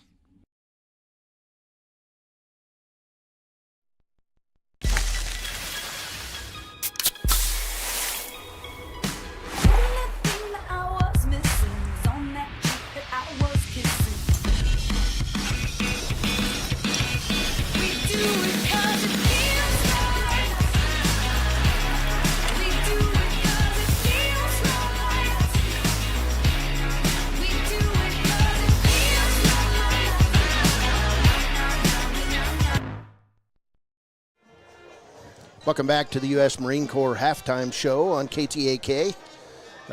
We'd like to give you some more scores, and we'll keep on that, but we might have to wait as nothing has been posted on Wild Prep so far. But right here it's 13-10. Riverton High School Marching Wolverines are performing here, and here's Baylor Beers with the halftime stats. First for the visiting Evanston Red Devils. Lots of offense by both teams in this one. As a team, Evanston with 179 yards, almost half of that coming on that long touchdown run on the first play. As a team, one punt of 33 yards. They have 3 penalties for 14 yards. They are 3 of 5 on third down, 0 for 1 on fourth down are the Red Devils. Individually, Bronson Sims, 7 of 7 for 46 yards and a touchdown through the air. Receiving, Braden Wallace, 2 catches for 16 yards. Brooks Serrell, 3 catches for 27 yards. He had that receiving touchdown. And then Clayton Cook, 1 catch of 6 yards for the Evanston Red Devils. On the ground, Braden Wallace, 7 carries for 101 yards. That's 14.4 yard average 14.4 yards per rush since that first carry of 80 yards, which did result in a touchdown. Riverton's been holding him in check on the ground, only giving up 21 yards on 6 carries. Elsewhere, Bronson Sims, 4 carries for 10 yards. That's 2.5 yard average. And Breckenridge, 5 carries for 22 yards. That's a 4.4 yard average. For the Wolverines as a team, also producing well on offense, 153 yards of total offense for the Wolverines. As a team, 1 punt of 45 yards, which was downed at the 2-yard line, or 3-yard line, excuse me. And then they have 2 penalties for 15 yards. They are 3 of 6 on 3rd down and 1 of 1 on 4th down when they faked that punt towards the middle part of that second quarter. Through the air, Blake Gattenbein, 6 of 8 for 49 yards. Receiving, Clay Sheets, 1 catch of 12 yards. Hunter Saltzgaver, 2 catches of 5 yards. Dane Cox, 1 catch of 14 yards. And Paxton Yates, 2 catches for 18 yards. But on the ground, that's where the story's been for the Wolverines. Jackson Larson, 2 carries for 9 yards. Blake Gattenbein, 4 carries for 37 yards. That's a 9.3 yard average. Hunter Saltzgaver, 8 carries for 56 yards. That's a 7 yard average. He does have a touchdown on the ground as well. And then Clay Sheets, 1 carry of 2 yards. As a team, 15 carries in total for 104 yards. That's 6.9 yard average for the Wolverines. They do have that 1 touchdown on the ground. Do the Wolverines.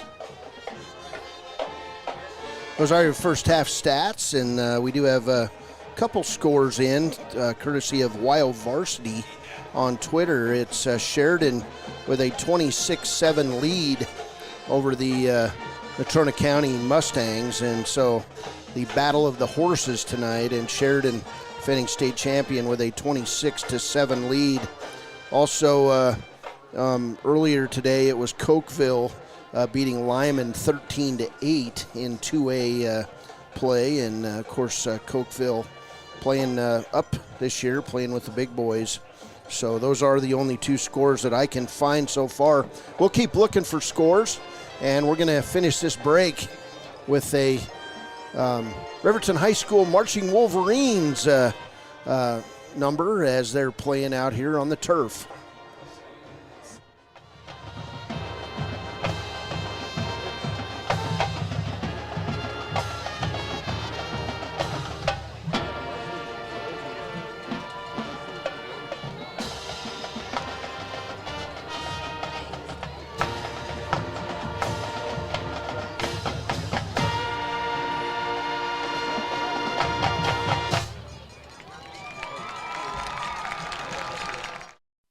Men have a way of doing things. A man has his way of eating, of exercising, of keeping his hands warm, and of straightening up. So, when a man faces a serious life problem like divorce, depression, or suicidal thoughts, shouldn't a man have a way to deal with that too? Well, now he does. I'm Dr. Rich Mahogany. Visit me at mantherapy.org. A proud sponsor of this broadcast is Bailey Enterprises. For over 50 years, Bailey has become the name you can trust. With Pit Stop Travel Centers, you can fuel up and stock up on trip snacks at locations all over Fremont County. You can also put your trust in Bailey Tire and Auto for service to keep handy for those times when your luck runs out on the road. Refresh at the Speedway Cafe with a dine-in meal or a round of carry-out with a variety of specials to keep you going. Go with Bailey.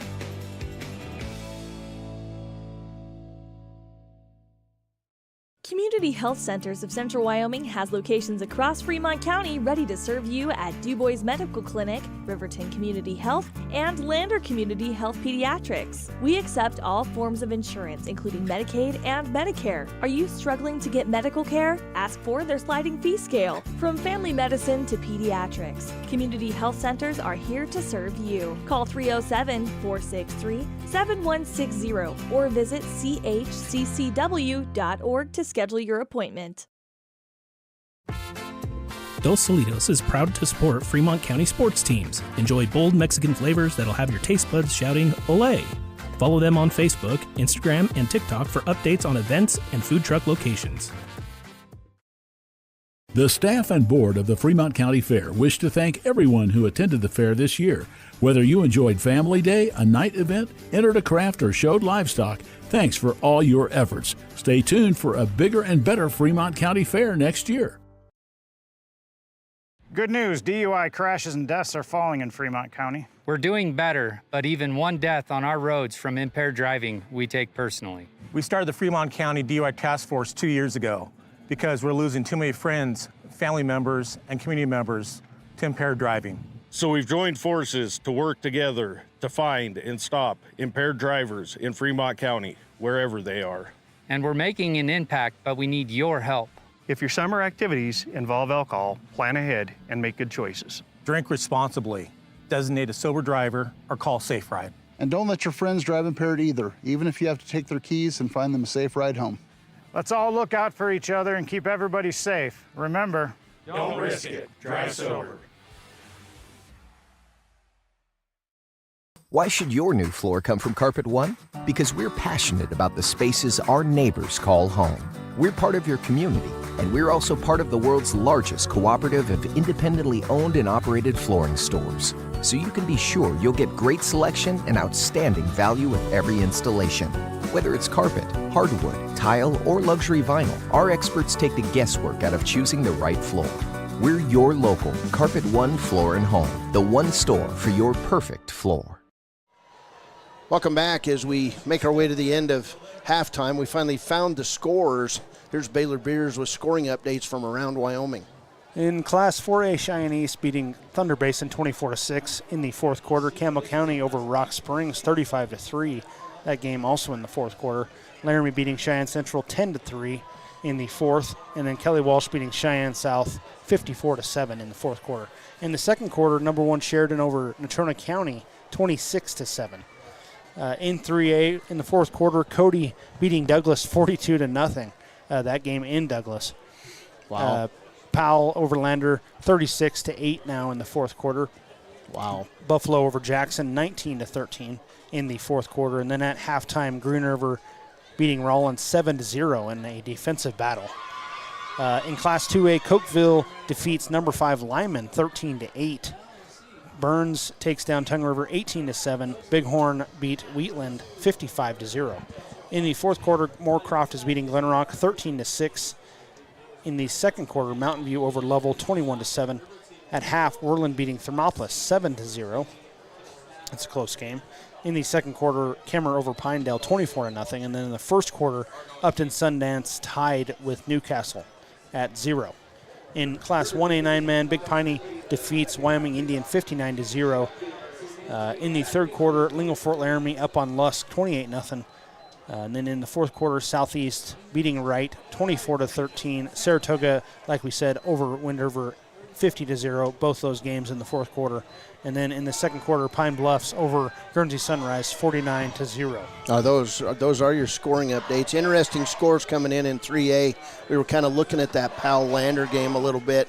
Let's see how good Powell is against a Lander team last week that ran all over Green River and beat the Wolves. So Riverton going to receive as we get ready to start the third quarter. And now teams getting pulled back over to their coaches. I'm not sure what's going on. But Evanston coach is like, what's going on? Coach Steve Moore did want to take this time, Baylor, to mention the Riverton coaching staff who works with Mark Lenhart. The assistant coaches this year, Derek Watson. He's been a long-time assistant, of course, a Wolverine legend. Brent Nyberg returning again, and glad to see the old coach back. Travis McIntosh, another veteran coach, joined up, and he coaches the freshmen. Henry Lynn doing an outstanding job. Talon Yates, good to see former Wolverine out there. Nick Fenton, another former Wolverine running back. Court McGuffey, of course, maybe the most famous Riverton Wolverine in the last 30 years. Won the Harlan Hill Trophy.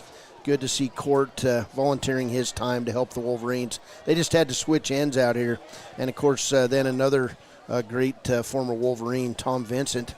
Those are your Riverton assistant coaches. So tip of the hat to those guys who have learned a lot in the past year. And Coach Lenhart does a lot of coaching of his assistants. And they'll tell you they've learned a lot from the head coach. So Riverton back, kickoff from the 40. It's going to go left side, and Hunter Saltzgaver receives it at the 15. He's over the 20 and tackled out at about the 28-yard line where it'll be first down. and 10 for the Wolverines as this third quarter gets underway at Wolverine Field. So, most of the homecoming stuff now is out of the way. You can forget about it until tomorrow night's dance, and now you just got to grind out a football game, and Riverton really needs to get its offense going. They kind of got stalled out in the middle of the field a few times in that second quarter. It's definitely important after having a 20-minute halftime also to come out with a bang here for the Wolverines.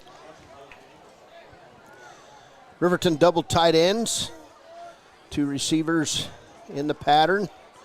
Dane Cox in motion. He'll go back to the right side, and it'll be a handoff. Hunter Saltzgaver, he'll fight his way over the 30, out near the 33, and it'll be a gain of about 4 yards. 2nd and 6 for Riverton. 11:38 to play, just underway here in the third quarter. Good crowd on hand tonight for Wolverine football. Homecoming, first home game of the year, and why not get it over with in the first game of the year? I mean, homecoming's a big deal, and it's about school spirit. I saw the entire Riverton Middle School group of kids heading down to watch the parade today. That was kind of cool. Here's Gantenbein, tough runner, over the 35. He'll be taken down at about the 36. Evanston tacklers on the play. Joseph Welling, a senior on this team. 18 seniors on the Red Devils team compared to 6 for Riverton. So Riverton, the much younger team. 3rd and 2 after that run by Gantenbein. Gantenbein now up around 10 carries in the ball game. 5 for 40. Oh, still an impressive line. Average of 8 yards per carry. Saltzgaver deep. Gantenbein under center. It'll be a straight ahead quarterback sneak for a Riverton first down. Gain of 5 on that. Actually 4 for Gantenbein on that quarterback sneak. So Riverton first down now out to the 42-yard line. That's what you want to do. You just want to grind away at this Evanston defense and force them to take in this 6,100 feet of elevation. First and 10 for Riverton. Don't make fun of me. Yates in motion, and we're going to get illegal motion on the play. Lenhard out, wondering what's going on. Riverton apparently had 2 guys in motion, so false start penalty will move Riverton back right away to its own 37-yard line, or it'll be first and 15. That elevation of Riverton, 5,100 feet. Is it really? It is, yes. It's okay. Oh, my bad. What's Evanston's elevation? They're probably 6,100. Okay, all right. My bad. Riverton so far not able to really chew clock in this game. What was I thinking? Hoping to probably grind out a long drive here to open the second half. Gantenbein in the gun, 4 receivers set for the Wolverines. They'll pass it right side to Saltzgaver. He's over the 40 and out near the 43-yard line. So he'll gain back about 6 yards, and it'll be 2nd and 9 for the Wolverines. So ball on the 43. 9:38 to play in the third quarter. Riverton wants to control the ball throughout this game, and I believe they've had the ball quite a bit more than Evanston so far. Here's Gantenbein. He's over the 50, and he's going to be drugged down on the 45. It's going to be a Riverton first down. That's going to go as a 12-yard run by Blake Gantenbein, and a Wolverine first down all the way down to the Evanston 45. Nothing fancy there, just a big rumbling, stumbling quarterback for the Wolverines. He's such a weapon. As a junior, he'll just continue to mature and he'll be a dominant runner. His uncle tonight, Keith Gantenbein, was another famous Riverton quarterback, and tonight he's the umpire right behind the linebackers. There's another fake. Gantenbein cannot get uncorked. He'll gain 1 on first down, and just good hustle on the play by Dominic Stewart. of Evanston. Evanston playing this three-man front with five, I'm guessing right at five linebackers. Gives them the ability to sniff out plays like that and react. Riverton, though, with 8 in the box, still committed to the run. 20 rushes compared to 9 passes in this game. 2nd and 9 for the Riverton Wolverines. 3 receivers set. Gantenbein all by himself in the backfield. He'll drop to pass. Throw it right side. It's going to be a screen. Dane Cox going to be down near the 30-yard line. It's going to be a Riverton first down all the way down to the 31. That will be a gain of 13 yards on the play and a Wolverine first down. Man, what a weapon that center screen is in tonight's game plan. Yeah, and especially when you can hand it or pass it to a guy who's 6'2", $160. He kind of lowered the boom there, did Dane Cox. First down for Riverton at the 31 of Evanston. Gantenbein, and they're going to get possible offsides, no call. Gantenbein in the gun. He'll drop to throw the ball. He'll throw it deep down the middle. Tipped. Boy, and that Clay Sheets was open and sticking his hand up and tipping that ball away. Bronson Sims in the secondary. That had touchdown written all over it. Yeah, that was a great play by Bronson Sims. He probably had to run 20 yards to catch up to Clay Sheets. Gantenbein laid it in there. And one hand messed with Riverton's chance at a touchdown. So substitutes in. Gantenbein huddles up his team, and 7:32 to play here in the third. 3-point game. As Gantenbein in the gun. 3 receivers set. Saltzgaver in motion. Gantenbein takes off over the right. He's inside the 20, the 15, down near the 10. Blake Gantenbein with a big gainer on the play. It's going to go as a 20-yard run and a Wolverine first down. So Riverton now safely inside the red zone, and they'll have a chance at another first down as they mark it at the 11.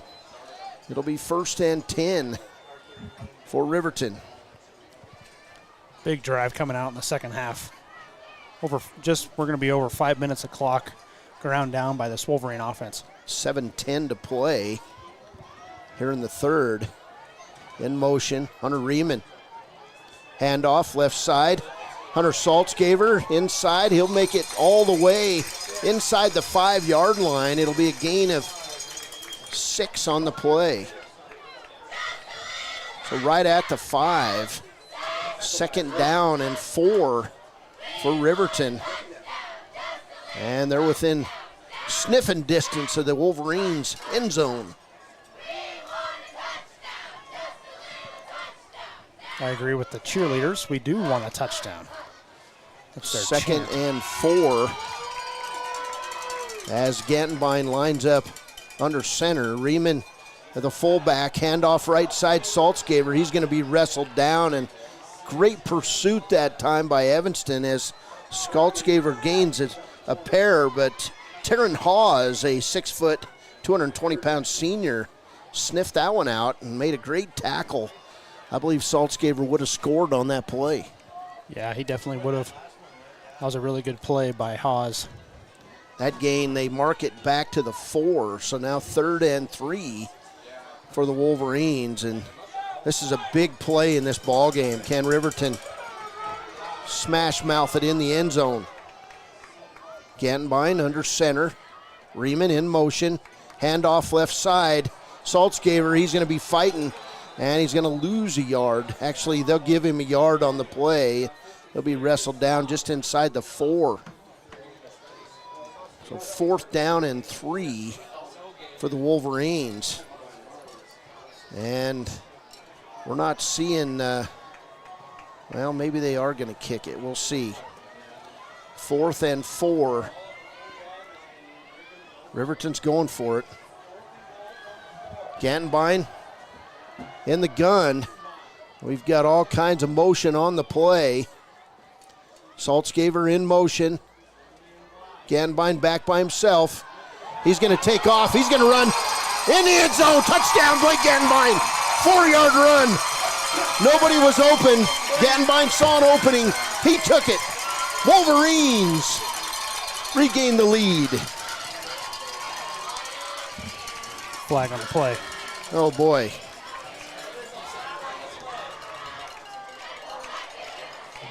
It's going to be a face mask call on Evanston.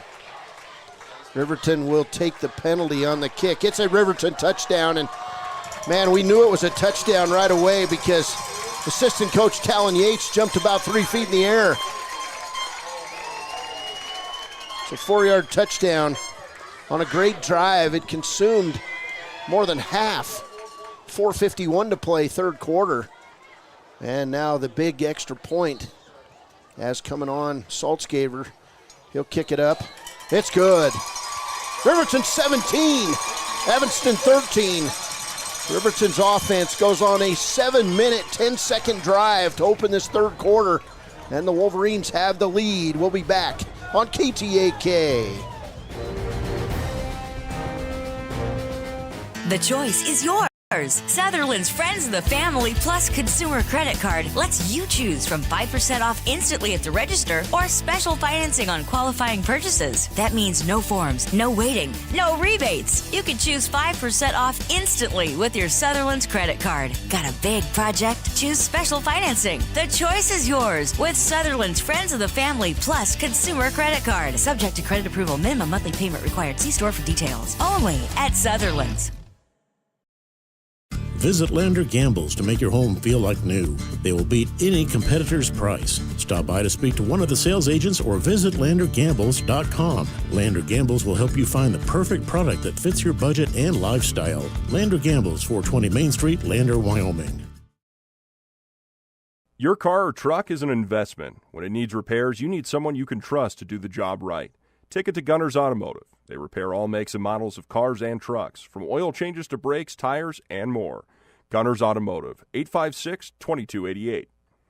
Welcome back to Wolverine Field. Kickoff by Saltzgaver is going to go deep into the end zone. That Riverton drive, 14 plays, 72 yards capped off by a fourth down run. Blake Gandenbein, 4 yards. And Gandenbein had himself a big time on that drive. What's he up to rushing, Baylor? 81 on the game on 10 rushes, but he had 41 yards rushing on that drive. What a drive by the Wolverines. It's a drive we haven't seen in a few years by the Wolverines. So Evanston will get the ball first and 10 at their own 20. Sims in the gun. He'll hand off straight up the middle.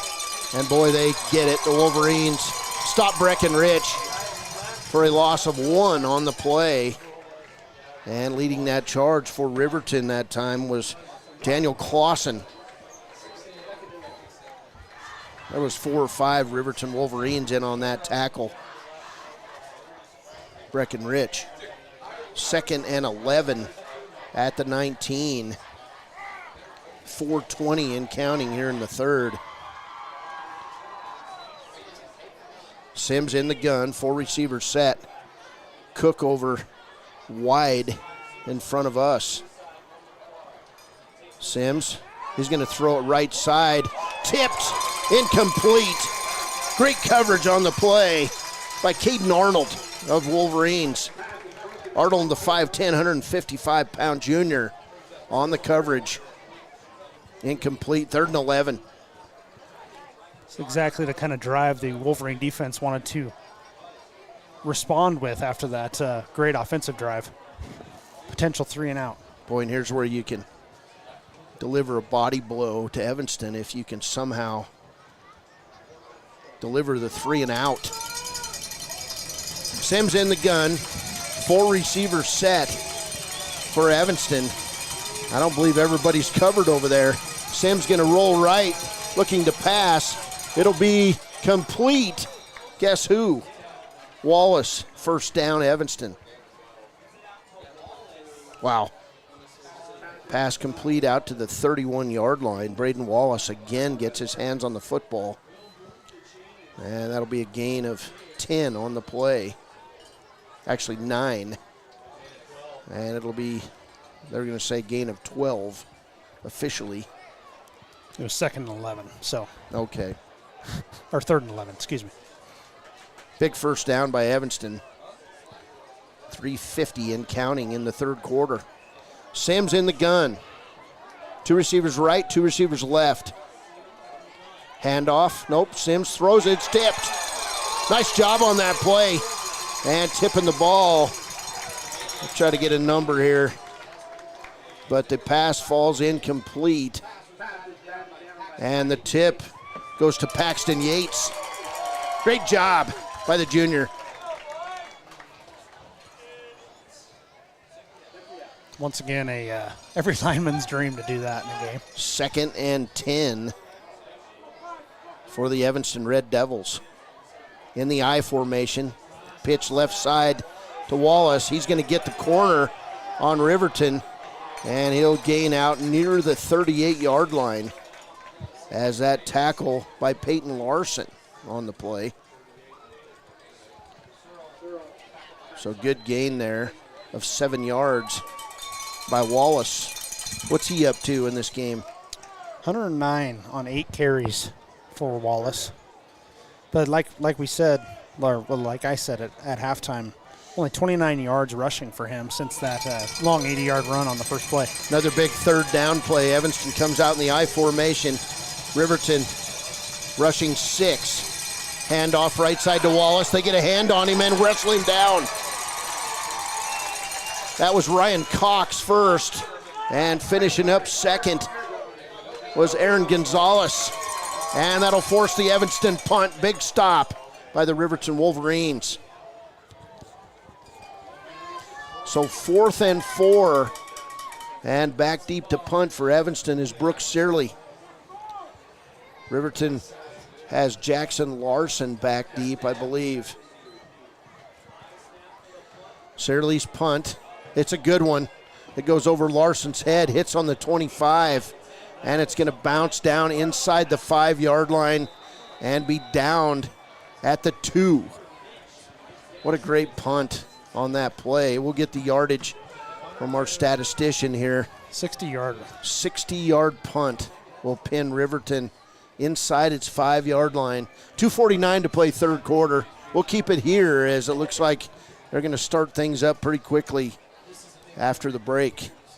It's pretty huge in high school if you can get a 60-yard punt off and then down them at the 2. Boy, and it turned over. It was a beautiful spiral, and it landed probably 10, 15 yards over Larson's head and then bounced inside the 5.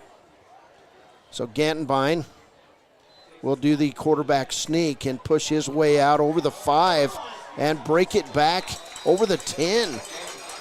What a run on that play. It'll go as a gain of, where are they at? They're out at the 11, gain of 9 yards on a quarterback sneak.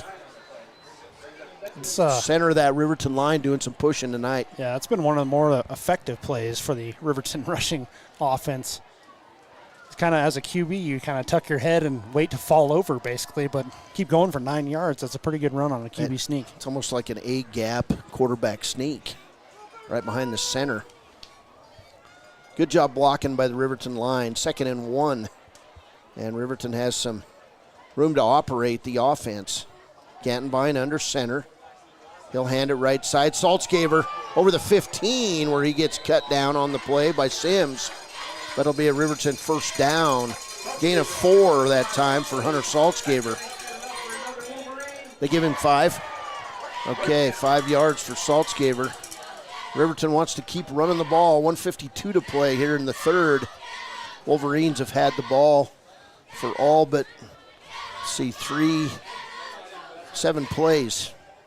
It's the rest of the time it's been all Riverton. That play, or that drive the last time they had it, 14 plays, 72 yards. Wolverines lead it 17-13. Gantenbein in the gun.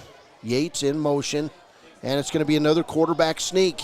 Ganbine off the run. He breaks it outside. He's over the 25 and wrestled down at the 30. First down, Riverton. Gain of 13 or 14 on that play by Blake Ganbine. 14-yard gain officially for Ganbine as we're winding down toward a minute here in the third. We've got a Evanston injury on the play.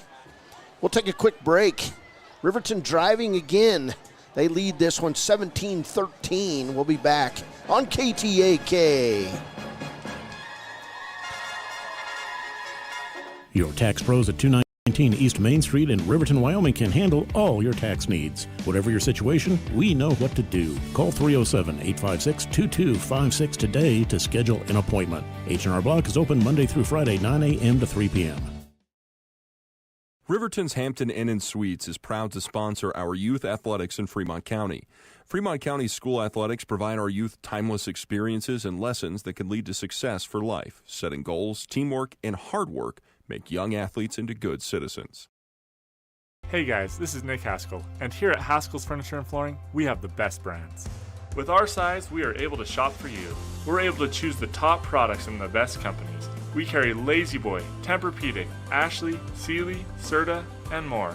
With our variety, we can make sure we're a one-stop shop for all of your home furnishing needs. Come in today to one of our locations in Cody, Lovell, Worland, and Riverton, where we have the best prices and the better service.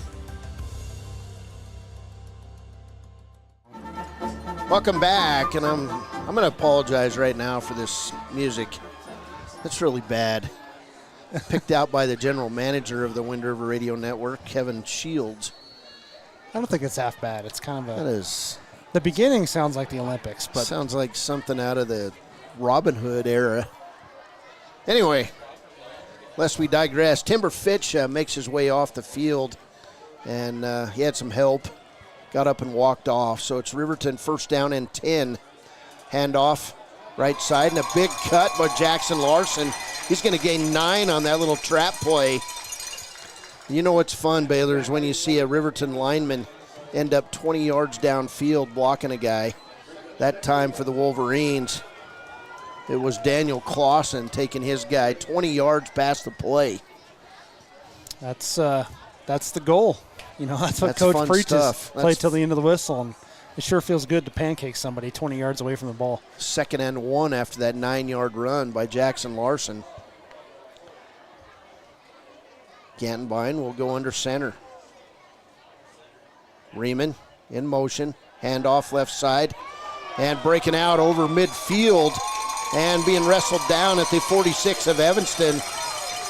It's Hunter Saltzgaver. He'll go from the 39, 11, and 15-yard run for Hunter Saltzgaver. And another Riverton first down. Wolverines now just delivering body punch after body punch, and then a punch right in the chops on that one. Not only that, Riverton, time of possession since halftime, about 10 minutes of this third quarter. That's going to be the final play of the third quarter. Riverton with a big drive. They're on the second one here in the third. It's the Wolverines 17, Evanston 13. We'll be back. This is Wolverine football on 93.9 KTAK. Snyder Signature Properties would like to give a huge shout out to the local sports of Fremont County. They are here to support your team and your local home real estate needs. Call today to see how Snyder Signature Properties can help you buy and sell your next property. Good luck to all Fremont County athletes. When repairs are complete after a collision, you expect your car, SUV, or truck to look like new. That's the service you'll receive at Stork Auto Body in Riverton. Professionalism and meticulous attention to detail. You can depend on Stork Auto Body, 841 Miniweb Avenue, Riverton. For a place, a people, an idea, for right and freedom, for liberty and justice for all. For every square inch between fruited plains and spacious skies. Marines fight to win. See all the battles Marines fight to win at marines.com.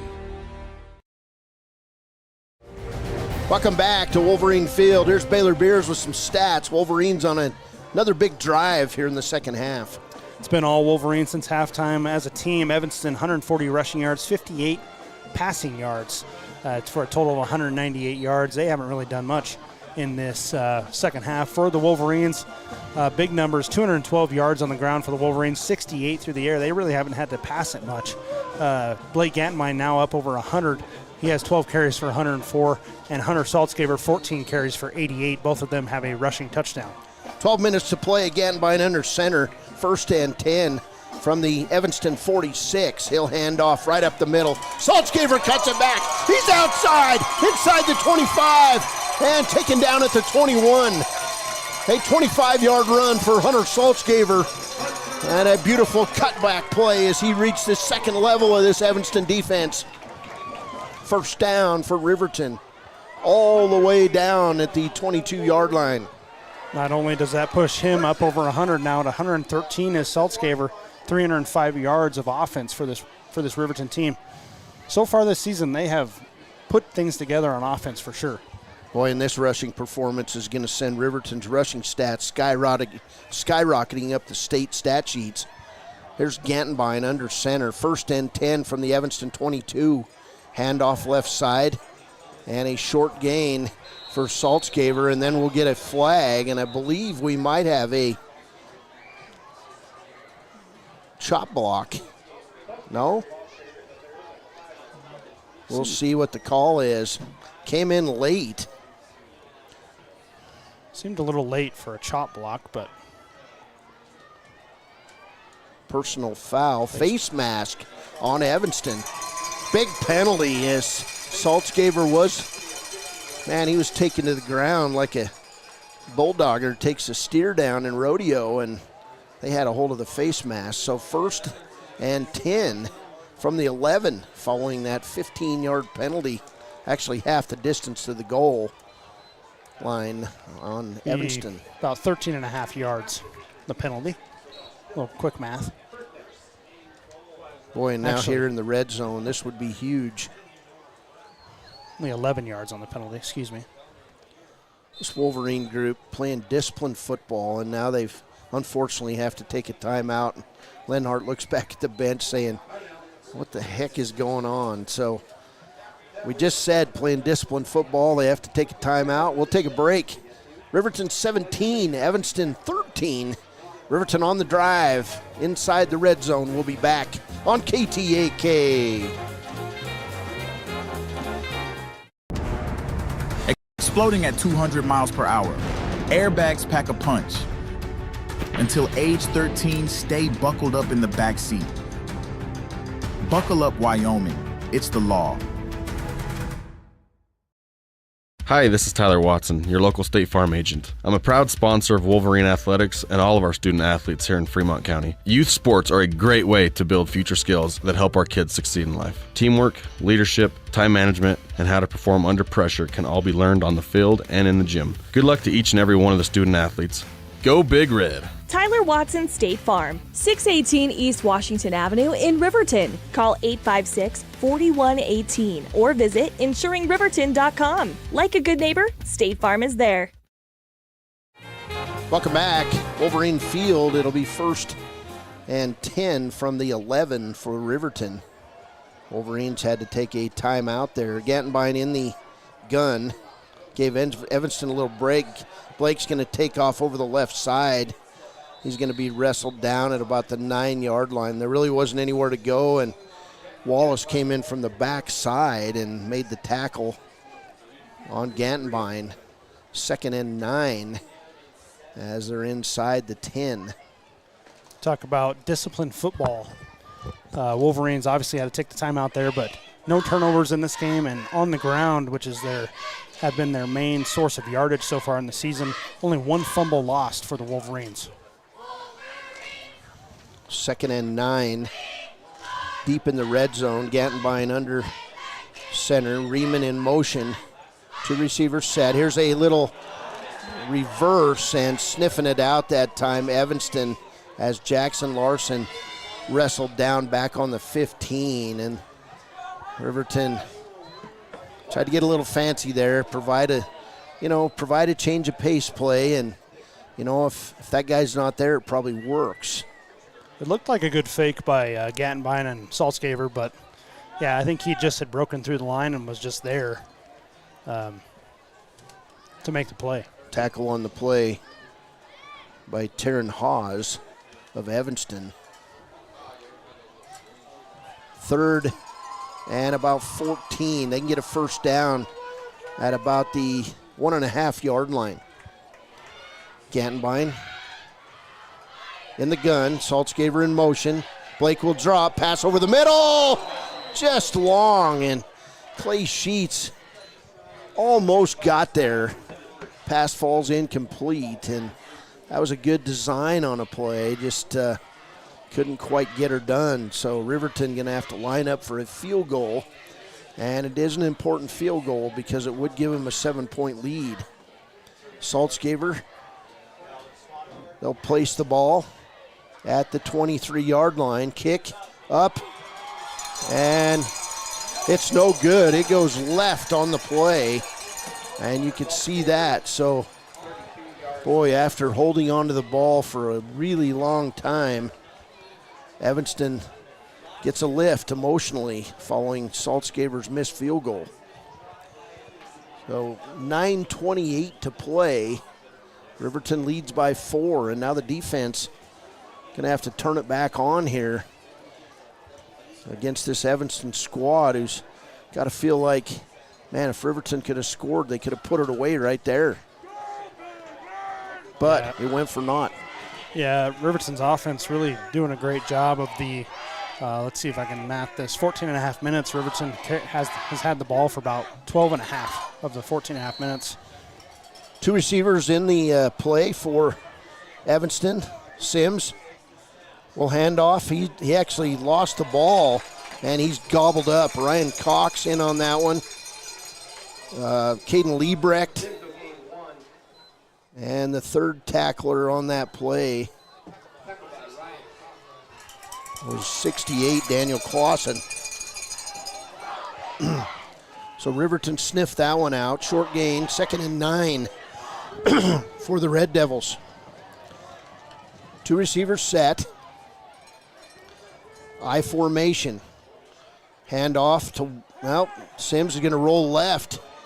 And Sims going to get the edge and gain about 5 yards on the play. And that was just a nice fake to Wallace. Gain out over the 25. Gain of 6 on the play. It'll be 3rd down and a long 3 for Evanston. And, man, this is another big 3rd down play for the Riverton defense. Evanston mixed success on 3rd down, 4 of 7 before this attempt. Sims in the short gun. Wallace off his right shoulder. 4 receivers set. They're spreading them out. Pass left side is going to be complete. It's going to be a 1st down. And that pass complete to Riker Pace.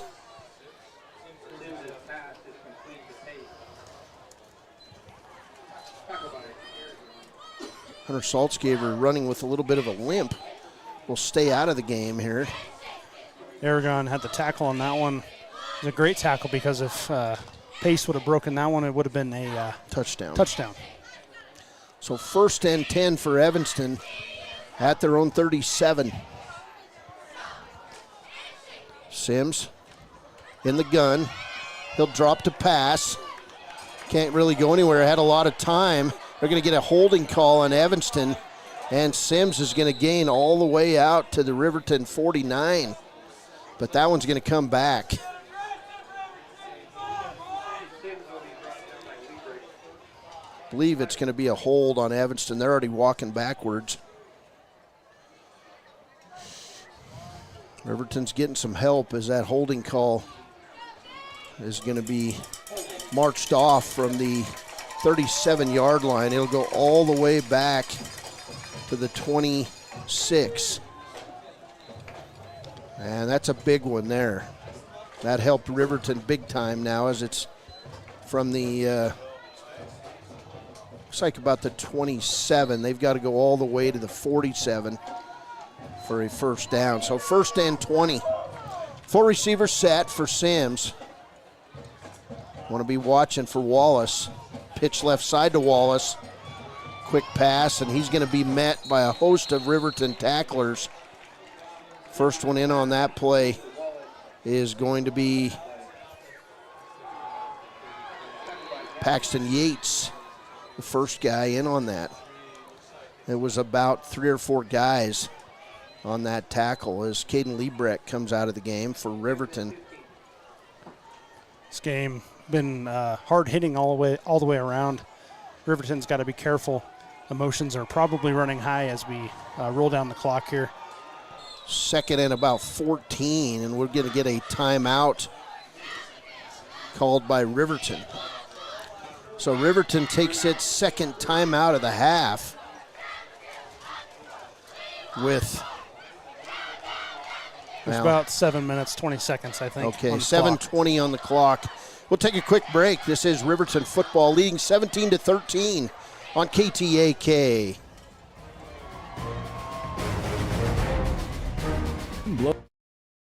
Blodorn Lumber is proud to support youth sports. Experience the Blodorn difference. Quality products, design, delivery, and expert service. Blodorn Lumber, 1202 North Federal in Riverton. Blodorn Lumber. Living well isn't just about things. It's about the things that matter. Your family, your friends, and your health. For decades, Sage West Healthcare has been committed to improving the health and care of our communities. Today, we're investing more in our communities, in our people, in advanced medical technologies, and in specialized facilities, so access to better care is close to you and the things that matter most. Sage West Healthcare. Be well, live well. That's why we're here. Handoff left side to Wallace. He's going to run out for a close to a first down. It's going to be 3rd and 2 for Riverton. Just a big speedy run there for Wallace. So 3rd and 2 after it was 1st and 20 for Evanston. 7:26 to play. Riverton desperately needs a stop here.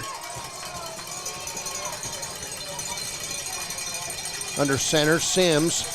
They'll do a quarterback sneak, and it is going to be a first down, but Riverton does a nice job, but Evanston with the first down. 7:11 to play, and the ball now out to the 48-yard line of Evanston. 1st and 10 for the Red Devils.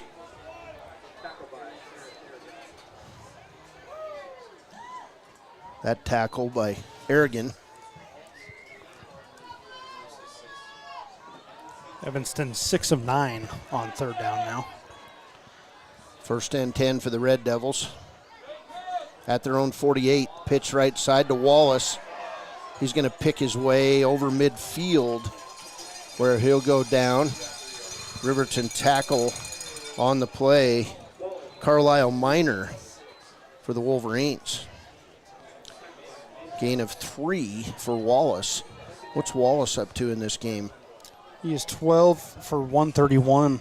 Evanston, 25 total carries. He has less than half, but the next closest rusher only has 21 yards. So Wallace definitely a person to key here as this drive continues.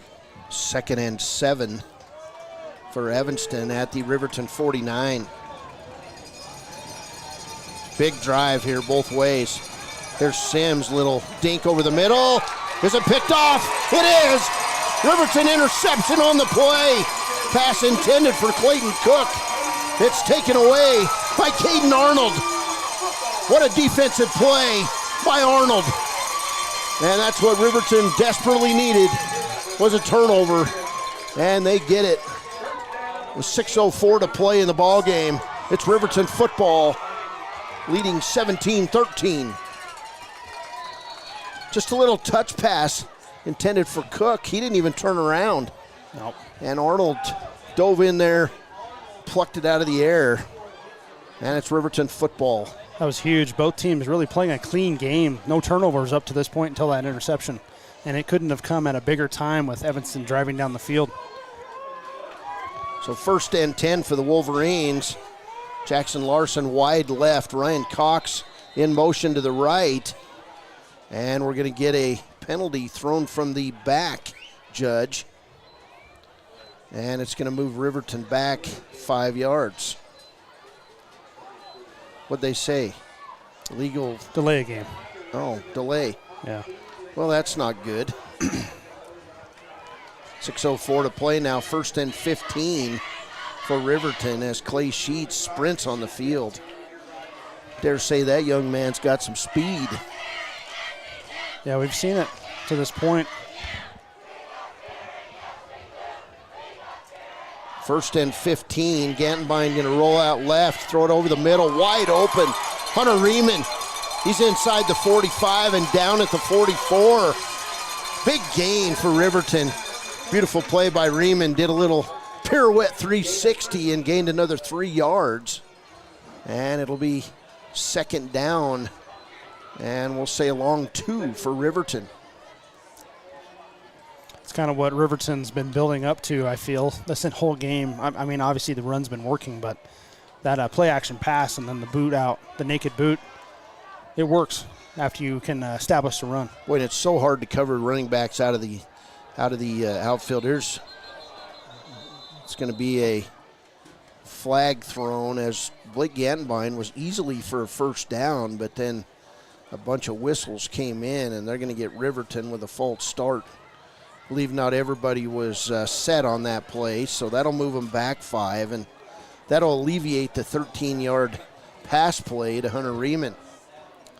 2nd and 7 now at the 49. 5:21 to play in this ball game. Clock running. Riverton's actually playing 2 opponents right now. Coming in late is Caden Arnold. He'll come to the right side and be set. Gantenbein looking for the screen pass. He's going to hustle over the 50 and get inside the 50 down to about the 47-yard line. So he'll gain a couple on 2nd down, and they were trying that center screen, but that time it was covered. Honestly, impressive work by Blake there to gain any yardage out of that. Evanston tackled by Riker Pace. Had 3 Red Devils there in the backfield he was running from. So now 3rd and 5 for Riverton. Another big 3rd down play as this clock now inside 5 minutes. 4:57 to play. Riverton holding on to that 4-point lead. It's 17-13. Gantenbein in the gun. 3 receivers right, 1 left. And now Riverton. Boy, and you hope this doesn't come back to bite them. They just used their last time out. So we'll go to a break. It's Riverton 17, Evanston 13. We'll be back for the final 5 minutes of play. This is Wolverine football on 93.9 KTAK.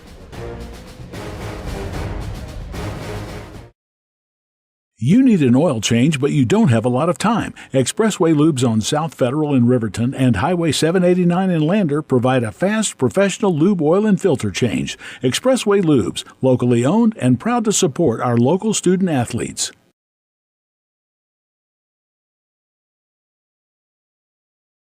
We believe that everyone deserves a second chance, including us. Hi, I'm Brian Robacher, CEO of Atlantic City Federal Credit Union. And if we said no to you in the past, I'm asking you for a second chance too. In the midst of everything happening, we are committed now more than ever to second chances and when it comes to your finances. An auto loan for your new car, business loans, home loans, and more. Give Atlantic City Federal Credit Union a second chance to give you a second chance. We've been helping our community thrive since 1964, and now it's your turn. Visit atlanticcity.coop to apply. Welcome back. Blake Gantenbein will get the snap, and coming off a timeout, Riverton going to get called for another penalty. We're going to get another false start on the Wolverines. Riverton doing everything possible to not get a first down on this. They haven't moved the sticks yet. It's their third pre-snap penalty. They were first getting the ball back. First and 20.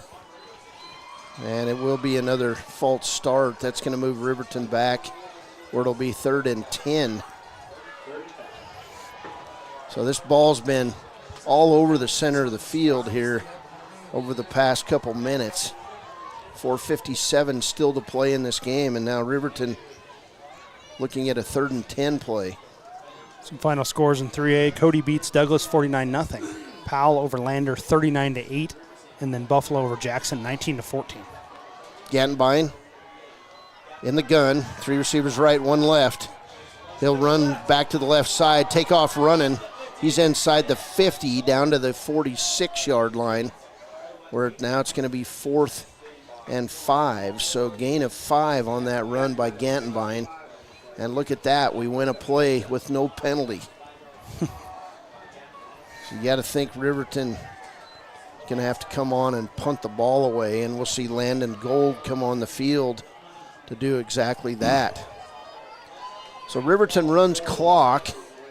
We're inside 4:20 to play, and Evanston going to get another chance with the football.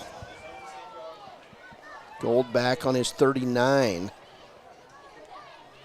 Long snap, it's a good one to Gold. He'll try to kick away from Wallace, but Wallace is going to haul it in at the 10. He'll come left to the 15, now get the edge, and be run out of bounds at the 27-yard line, where it'll be first down for Riverton. About a 45-yard punt on the play for Gold. It's like 25 net after the run back.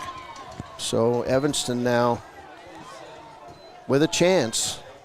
1st and 10 at their own 27. Riverton with no timeouts. So they're just going to have to play it out. Evanston, all 3 timeouts. 3:56 to play.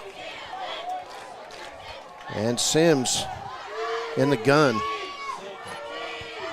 3 receivers set. Sims will drop the pass, can't go anywhere. He'll take off running on the left side and be tackled for a loss back near the 25-yard line. I believe that'll be a loss of about 2 yards. 2nd and 12. Sims ran out of bounds. Clock stopped with 3:49 to play. Now 4 receivers in the set. This is where Wallace is out to the right. Sims will cut right. Riverton coming back the other side is trying to get, Sims is going to get over the 30 and then over the 35, where he delivers a shot on Jackson Larson. And we're going to be right at the first down marker. And it'll be a first down. That time Sims juked his way all over the field, and several Wolverines were the recipients of big hits, including Jackson Larson, got knocked on his keister right in front of the Riverton bench. Yeah, Ryan Cox, potentially a blindside block there as he came around the end, but Sims with the first. 3:38 to play. 1st and 10 for Evanston on their own 37. Sims will roll left. Cox giving chase. Sims will pass downfield, and it's caught. Is he in bounds? They get together, and it is a reception complete at the 34 of Riverton. Sims to Wallace. What a gain. 3:29 to play. Again, Riverton with no timeouts. Wolverines lead at 17-13 as Caden Liebrecht comes off the field. There's nothing really Riverton could have done there. That was just a crazy catch by Wallace. Diving out of bounds, somehow got a foot in.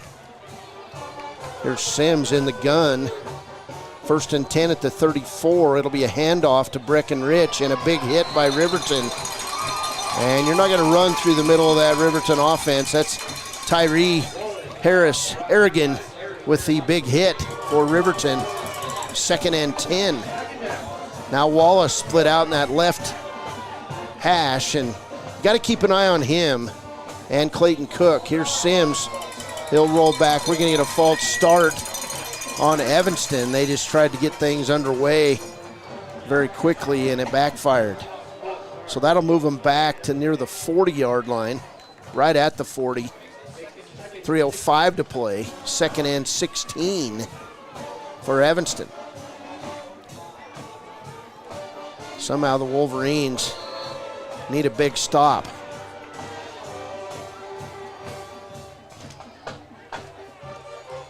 Definitely need to force a 3rd and long here. That put Evanston in a very uncomfortable position.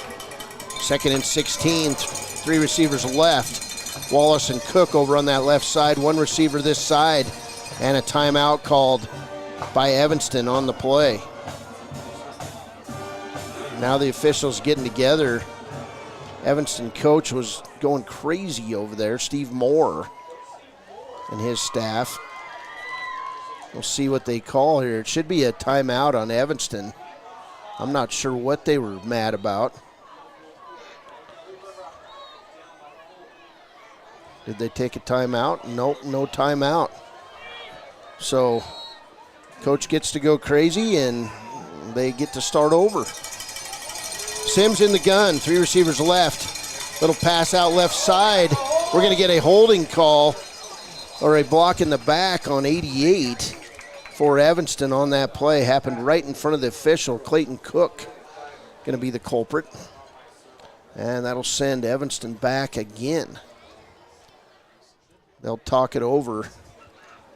Official coming to make the call, holding on Evanston.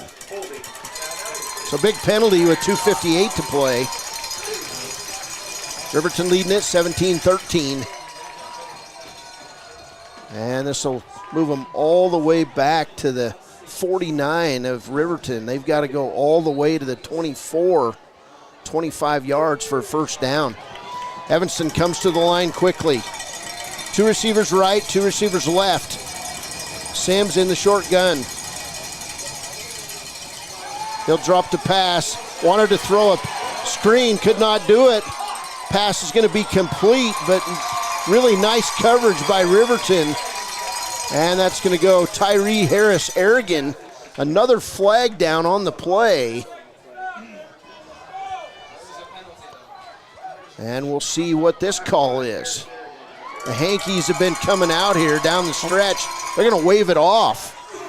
So no gain on the play. 3rd and 25 for Evanston. 2:39 to play, and Steve Moore out again, voicing his displeasure with that flag being picked up. That was a crazy tackle by Tyree Harris Aragon on that. One-handed from the ground, just pulled Brooks Surley down. Evanston still with all their timeouts. Sims in the gun, 3rd and 25. Sims will roll left. Nowhere really to go. He'll pass it, and it's incomplete. Riverton defense holds on 3rd and 25, and now Evanston, they don't have to go at this point. We'll see if they do. They've still got all 3 timeouts. That was probably the loudest I've ever heard Wolverine Stadium. Boy, and you know, there's a feeling in Riverton about football now that we haven't felt in a number of years. Could we go all the way back to 2004 when Tyler Watson's class were seniors and they would end up losing to Green River in the 4A state championship? Timeout on the field as Steve Moore says, let's talk things over. Facing a 4th and 25. We'll be back. Riverton leads at 17-13 on KTAK. Credit union, federally insured by the NCUA. You need an oil. We believe that everyone deserves a second chance, including us. Hi, I'm Brian Robacher, CEO of Atlantic City Federal Credit Union. And if we said no to you in the past, I'm asking you for a second chance too. In the midst of everything happening, we are committed now more than ever to second chances and when it comes to your finances. An auto loan for your new car, business loans, home loans, and more. Give Atlantic City Federal Credit Union a second chance to give you a second chance. We've been helping our community thrive since 1964, and now it's your turn. Visit AtlanticCity.coop to apply today. Atlantic City Federal Credit Union, federally insured by the NCUA. Welcome back, Wolverine Field. Players are on the field asking for the parents and the fans to stand and cheer. 2:20 to play. Riverton leading 17-13. Evanston facing a 4th and 25 at the Riverton 48. They've got to get to the 24 for a first down. Here's Sims. He'll stop. He'll throw it deep. And it's going to be tipped. Incomplete. Riverton takes over. That pass intended on the play for Searly. And the Wolverine defense holds on 4th and 25. And the Riverton offense takes over with 2:14 to play. Evanston still with 2 timeouts. Effectively a first down here would end the ballgame. Still got to play smart, decisive football here for the Wolverines. Kind of on that last drive, they let their kind of relax a little bit, made some errors, and just can't have that. Need to secure first down here and just walk out of here with a excellent win. This is how you do it. You put your head down and play smash mouth. Hunter Saltzgaver deep in the eye. Raymond at fullback. Handoff. Left side, Saltzgaver. He's going to be wrestled down in the backfield for a loss. That tackle was a good one by Evanston. Juan Segura with that tackle. They don't have a 62, maybe it's 61, Joseph Welling. Timeout, Evanston. We'll keep it here. Do we have some scores from around the state, Baylor? Certainly. Let me refresh that page. Do some 4A scores. Final in Cheyenne. Cheyenne East beats Thunder Basin 31-6. Campbell County beats visitor Rock Springs 35-3. Laramie beats Cheyenne Central 10-3, and Kelly Walsh over Cheyenne South 54-7. In the fourth quarter, Sheridan on the road at Nashorna County right now leading 29-7. In 3A, the only game still going other than this one, Green River over Rollins in the fourth quarter, 21-7. And then also in Class 2A in action, also covered on the WYO Today radio network, Worland over Thermopolis right now, 21-6, that game in the fourth quarter as well. All right. Thanks, Baylor. 2nd and 14 for Riverton at their own 45. 2 receivers set for the Wolverines. You will not see anything fancy here. Here's Gantenbein. He'll take off on the quarterback sneak. He'll be wrestled down quickly after losing another 2 yards. And he'll go down at the Riverton 43. Timeout, Evanston, with 2:01 to play. And now can Riverton somehow get a first down on third down? Definitely not heading the correct direction. Let's take our final break in the game here. We'll be back. Riverton 17, Evanston 13 on KTAK. B&M Septic and Excavation offers prompt professional service. Call them today for a quote at 850-2200. They serve far and wide across Fremont County and deep. B&M Septic and Excavation is proud to support Fremont County sports. Welcome back, Wolverine Field. Team's talking it over. Riverton now facing a 3rd and 13. Actually, looks more like 3rd and 15. You got to wonder what the play is here. Do you play conservatively and punt it away? What do you do? Well, we're about to see. Gantenbein under center. 2 receivers left. He'll pitch it to Saltzgaver. Saltzgaver on the run. He'll get up near midfield, and he'll get back to the original line of scrimmage. Evanston with no timeouts, and so now the clock is going to run. 1:45 and counting, and you got to think Riverton may just take a delay of game penalty and just wait and let the clock run down. 1:34 and counting as the Riverton team now on the field to punt it away. Landon Gold deep for the Wolverines. I think they're saying punt it away when he starts counting it down. 1:20 and counting. Gold. And now they are counting, so he will punt it away. Gold's kick on the way.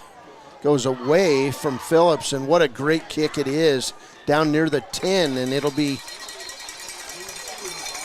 marked down at the 13-yard line. So Evanston looking at 87 yards for a potential game-winning drive, and don't doubt that they can't do it. 1:02 to play, no timeouts, and that's probably going to be the biggest opponent Evanston's got here besides the Wolverine defense is this clock. Got to defend the big play if you're Riverton. 4 receivers set for Evanston, first down and 10 at their own 13. Pass goes left side, incomplete. That pass intended for Braden Wallace, and Sims threw it out of bounds. Riverton definitely has Evanston where they want them. Evanston not a passing team. 59.4 seconds to play, and that's exactly what Lenhart said yesterday. We want to force them to pass the football, and right Evanston now 5 of 11 with 1 interception in this half. 4 receivers set. Breckenridge in the backfield. Sims will roll right. He's going to throw it to Cook out over the 20, and Clayton Cook will get out of bounds at the 24, where it'll be a first down. Actually, they're going to say right at the 25, so it will be a first down for Evanston with 53 seconds to play. Still 75 yards from the end zone, and coach is telling them to get back just a little bit, play it conservatively. 4 receivers again for the Red Devils. Sims in the gun. And he'll roll left, looking to try to throw it. Aragon got up in the air, and he'll throw it incomplete, out of bounds. That pass intended for Riker Pace. It'll be 2nd and 10 with 46 seconds to play. Nice job there by Tyree Harris Aragon, getting his hands up and jumping up in front of Sims to limit the ability of him to see his receivers downfield. 46 seconds to play. Boy, and the temperature's dropping here on a Friday night. People wearing jackets. It's very comfortable inside the press box. 2nd and 10 at the 25. Sims will throw it left off the hands of Wallace. Incomplete. 3rd down and 10 with 42.8 seconds to play.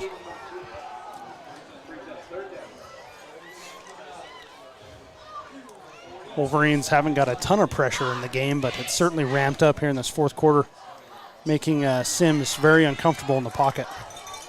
When you got to watch a wheel route possibly coming out of the backfield. These Evanston running backs are very effective in their offense.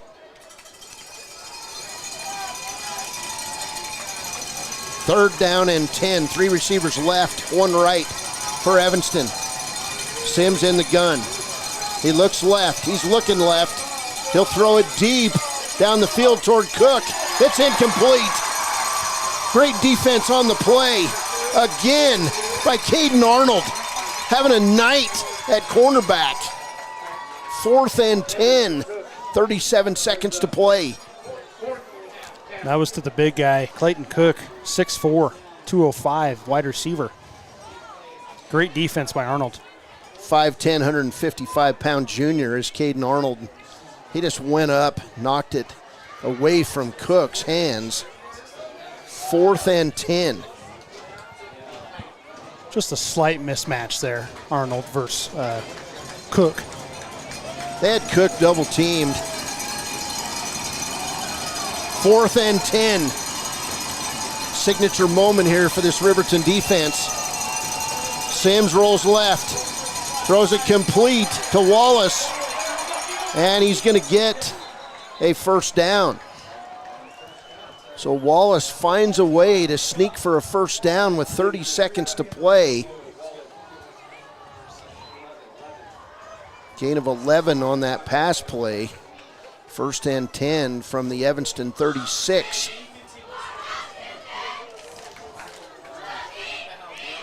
"30 seconds to play." You got to think Clayton Cook and Wallace, Braden Wallace, 2 likely candidates to get a pass thrown from Sims. 3 receivers right. Wallace lined up down here in the slot. Sims rolls right. He's going to be hit. Complete to Cook. Up over the 40. And they're going to keep Cook in bounds. Clock's going to continue to roll. 17 seconds and counting. Evanston gets to the line of scrimmage. You got to pick up everybody on defense. Sims clocks it with 13.2 seconds to play.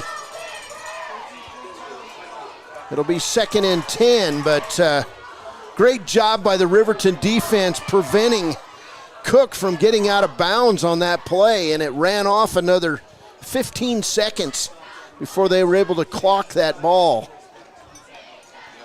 So you got to think we're down to the final 1 or 2 plays, depending if they can get a first down. 2nd and 10 from the 47 of Evanston. 3 receivers left. Sims looking left. He'll drop to throw it over the middle, complete to Wallace. He's going to try to run out of bounds, and he does on the Riverton 43-yard line. So Evanston's going to have potentially one more play with 7.2 seconds to play. 1st and 10. And you got to think this is just throw it up toward the end zone. Yeah, probably last play of the game. If Wolverines can bring him down in bounds, the game's probably over. I don't know if Sims can throw the ball that 43 yards into the end zone. We'll see. 3 receivers right. 7.2 seconds to play. Sims throws it. He's hit. Incomplete. With 3.4 seconds to play. It'll be 2nd and 10. Sims with another shot here. Now he's going to have to throw it in the end zone. 2nd and 10 at the 43. Wolverines brought the house. 6-man blitz. Leaves one guy open. Paxton Yates was the lottery winner. Caused the pressure there to break that pass up. Wasn't even close to any receiver. Sims took a shot right in the ribs. Riverton now playing deep on defense. They've got 5 defensive backs back at their own, at the Riverton 25. 2nd and 10 at the 43. 3 receivers set. You got to wonder if they're going to try some trick play here. Here's Sims. He's going to throw it long. He's going to get hit. Now he'll throw it long toward the end zone. Ball's going to go out of bounds. Game's over. Wolverines win it. They hold on. Final score, Riverton 17, Evanston 13. The cannon goes off. A homecoming victory to the Riverton Wolverines. We'll be back on KTAK.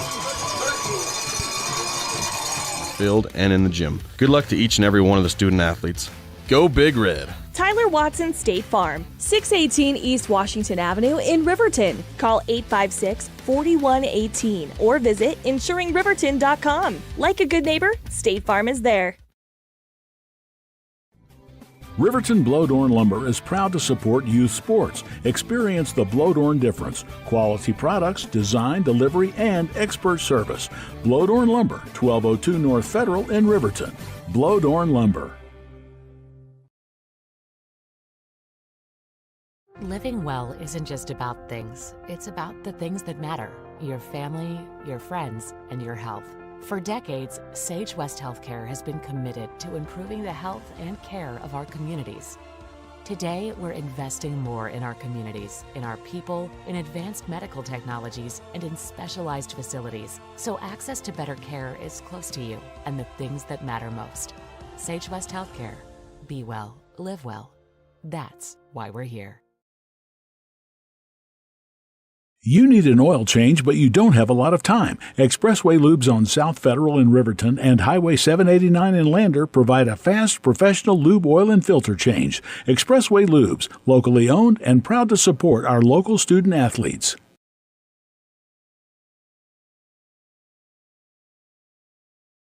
We believe that everyone deserves a second chance, including us. Hi, I'm Brian Robacher, CEO of Atlantic City Federal Credit Union. And if we said no to you in the past, I'm asking you for a second chance too. In the midst of everything happening, we are committed now more than ever to second chances and when it comes to your finances. An auto loan for your new car, business loans, home loans, and more. Give Atlantic City Federal Credit Union a second chance to give you a second chance. We've been helping our community thrive since 1964, and now it's your turn. Visit AtlanticCity.coop to apply today. Atlantic City Federal Credit Union, federally insured by the NCUA. Welcome back.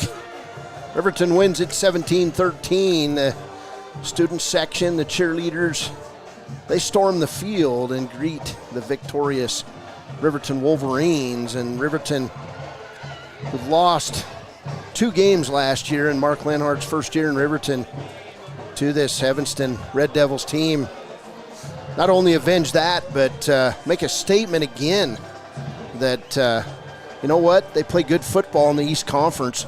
Take out their second West Conference opponent of this preseason schedule. Riverton improves to 2-1 on the season, and Baylor, just outstanding defense in that second half, and a great drive and a half that ran a lot of clock.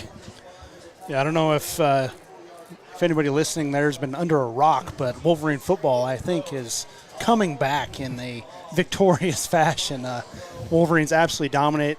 They're down 13-10 there at half, but come out in halftime and run off a drive that burns almost 8 minutes off the clock to begin the half, and then stop Evanston on a quick 3-and-out, and then just hold the ball for, probably 70% of that second half. And it's just hard if you're Evanston trying to get anything going. It's hard to get the momentum on your side.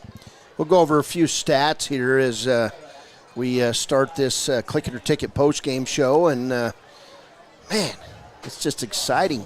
It's been a while, folks, and the Riverton Wolverines are on their way back.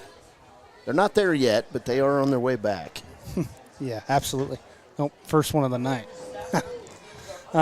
Stat-wise, as a team, Evanston puts up 325 yards of offense, 180 of which comes on the ground. They do in the night 145 yards through the air. Individually, Bronson Sims, who did go 7 of 7 in that first half, finishes the night 16 of 28 for 145 yards. He had 1 touchdown there in the first half, and then he threw it that crucial interception while they were driving down the field in the second half. Receiving-wise, Braden Wallace into the night, 6 catches for 77 yards. Brooks Surley, 4 catches for 27 yards. He did have that touchdown. Riker Pace, 1 catch for 10 yards. And Clayton Cook, the big man, only 3 catches for 28 yards for the Evanston Red Devils. On the ground, Braden Wallace finishes the night 12 carries for 131 yards. That's a 10.9 yard average, and he had 1 touchdown, which was on that 80-yard run to open the game. So you think about it, he has 80 yards on 1 run. He finishes the game 11 carries for 51 yards. Still a good night for Braden Wallace, but Riverton held him in check to finish out the game. Bronson Sims carries 9 times for 29 yards. That's a 3.2 yard average. And Breckenridge, 7 carries for 20 yards. That's a 2.9 yard average. As a team, they have 2 punts, for 46.5-yard average. They finished the night 8 penalties, which probably is a story note there for this game. 8 penalties for 54 yards. They did have 1 fumble, but recovered it. They were 6 of 12 on 3rd down and 1 of 2 on 4th down. For your victorious Riverton Wolverines, they finished the night 321 yards of offense, 240 of which comes on the ground and only 81 yards through the air.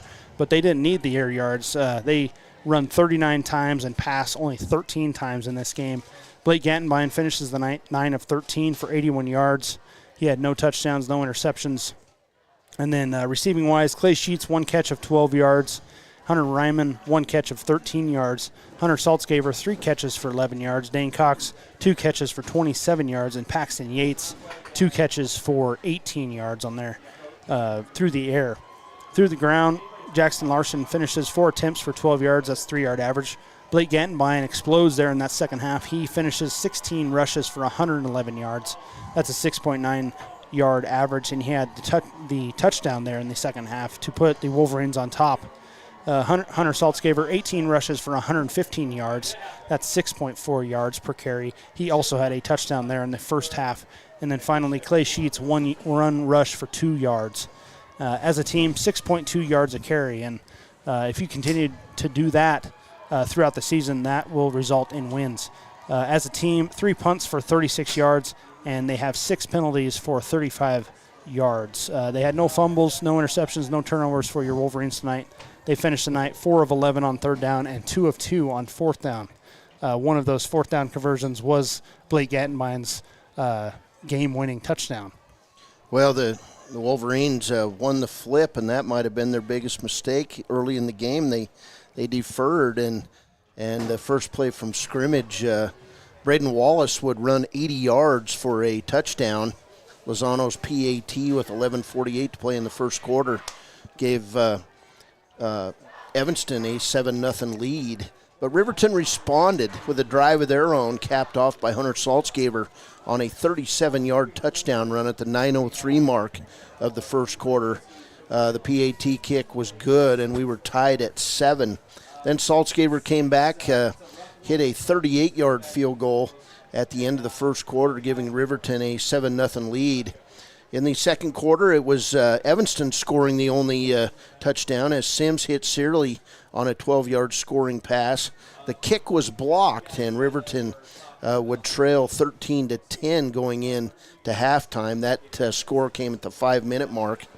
Riverton then would come out. They would take the opening kick in the second half, and it ended up being a good call then to defer.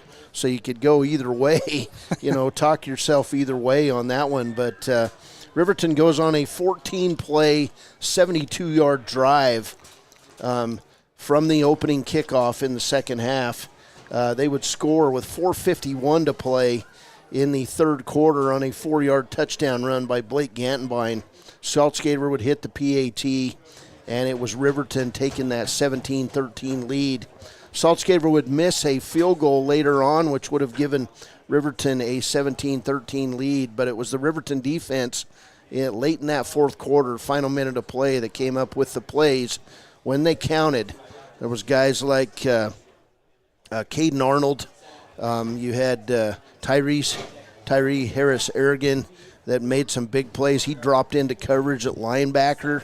You had other defenders, pretty much the whole team doing things right out there on that final drive. There was no penalties on Riverton to make things weird going down the stretch, and in the end, it was Riverton emerging with their second win of the season. They're now 2-1, and they beat Evanston tonight on homecoming 17-13.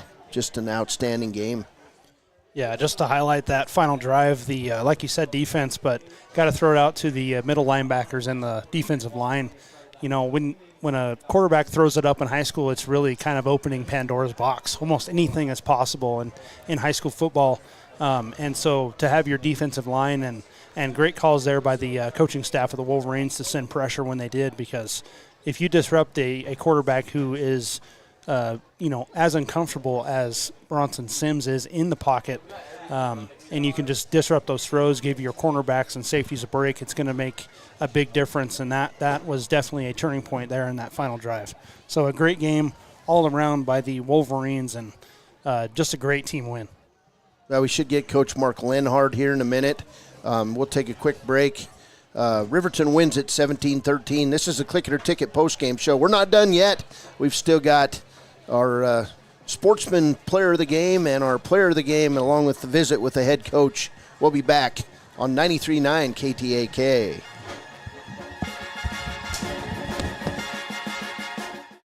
B&M Septic and Excavation offers prompt professional service. Call them today for a quote at 850-2200. They serve far and wide across Fremont County and deep. B&M Septic and Excavation is proud to support Fremont County sports.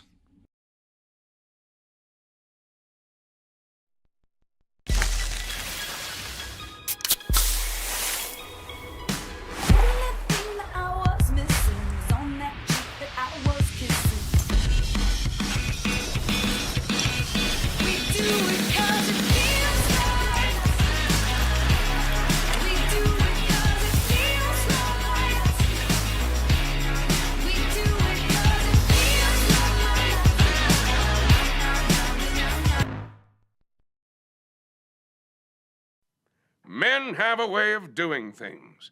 A man has his way of eating, of exercising, of keeping his hands warm, and of straightening up. So, when a man faces a serious life problem like divorce, depression, or suicidal thoughts, shouldn't a man have a way to deal with that too? Well, now he does. I'm Dr. Rich Mahogany. Visit me at mantherapy.org. A proud sponsor of this broadcast is Bailey Enterprises. For over 50 years, Bailey has become the name you can trust. With Pit Stop Travel Centers, you can fuel up and stock up on trip snacks at locations all over Fremont County. You can also put your trust in Bailey Tire and Auto for service to keep handy for those times when your luck runs out on the road. Refresh at the Speedway Cafe with a dine-in meal or a round of carry-out with a variety of specials to keep you going. Go with Bailey.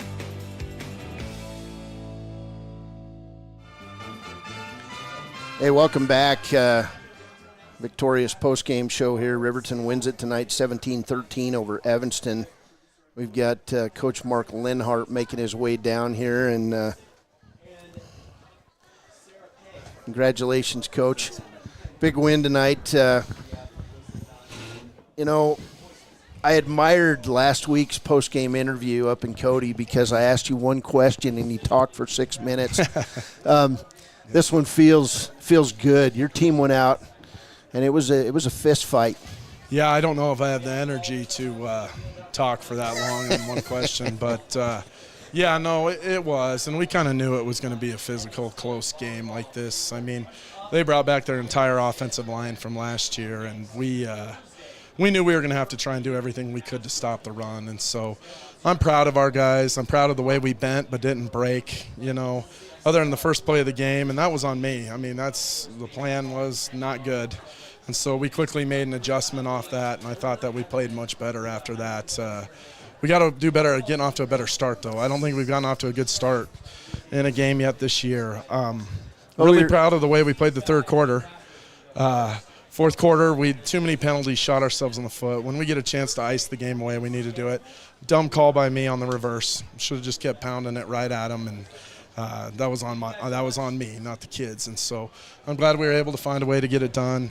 For a program who hasn't won a lot, it's important to win these close football games, but that took a lot out of me tonight, working both sides of the ball that hard. And but I want to point out a couple individual performances. Well, three, really. The O-line and D-line. The D-line, other than the long run to start the game, we pretty much stopped the run pretty well and played it pretty well, made him throw. Two, I thought that Blake Gattenbein really answered the bell. We challenged him this week to run more physical and tougher, and I thought he was much better in that regard. And then lastly, Caden Arnold. Yes. I mean, Caden has done everything we've asked him to do. He's worked hard. He's waited his time. He doesn't miss the weight room. He does a hell of a job for us. I'm really proud of him. But We won the game, but I talked to the team afterwards. We didn't practice well this week. And I don't know if that I think there were some aspects of that showed up in the ball game, but we got to practice better. And this isn't just a Riverton High football thing. This is a town thing. You know, I go down to RGFL, we got kids missing practice. They're learning it at a young age. I go to the middle school, we got kids missing practice. We live in this AAU world of people thinking that they can come to practice twice a week and they're going to get a result because they play 5 games. We need to get out of that mindset. And if we're going to commit to the team, we need to commit. And it starts with our parents. It starts with our community members. And, you know, some people are like, geez, he won the game. Why is he talking about this? We're not a results-oriented program. We're a process-oriented program. So even though we won the game, that part of our program needs to improve. Sure. And really just town-wide in all sports. You know, and so that's a challenge. If you're a parent out there and you're listening, or start them out in 3rd, 4th, 5th, 6th grade. If they're on the team, make them be there. Make them commit. Get them there. And that hard work and that grind is what pays off in the long run, not just for the field and the games or the team we're on, but it really pays off in life, because that's what they're going to be doing. You know, you raise this guy. There are no days off. Even at this age, you're probably still parenting him. I know my dad's parenting me. So, you know, there are no days off. And so we need to instill that in our young people, and what a way to do it in athletics. You bet. Coach, you won the flip, you deferred. Now that long play happens, and I was thinking, well, maybe next game we should win the flip and take the ball.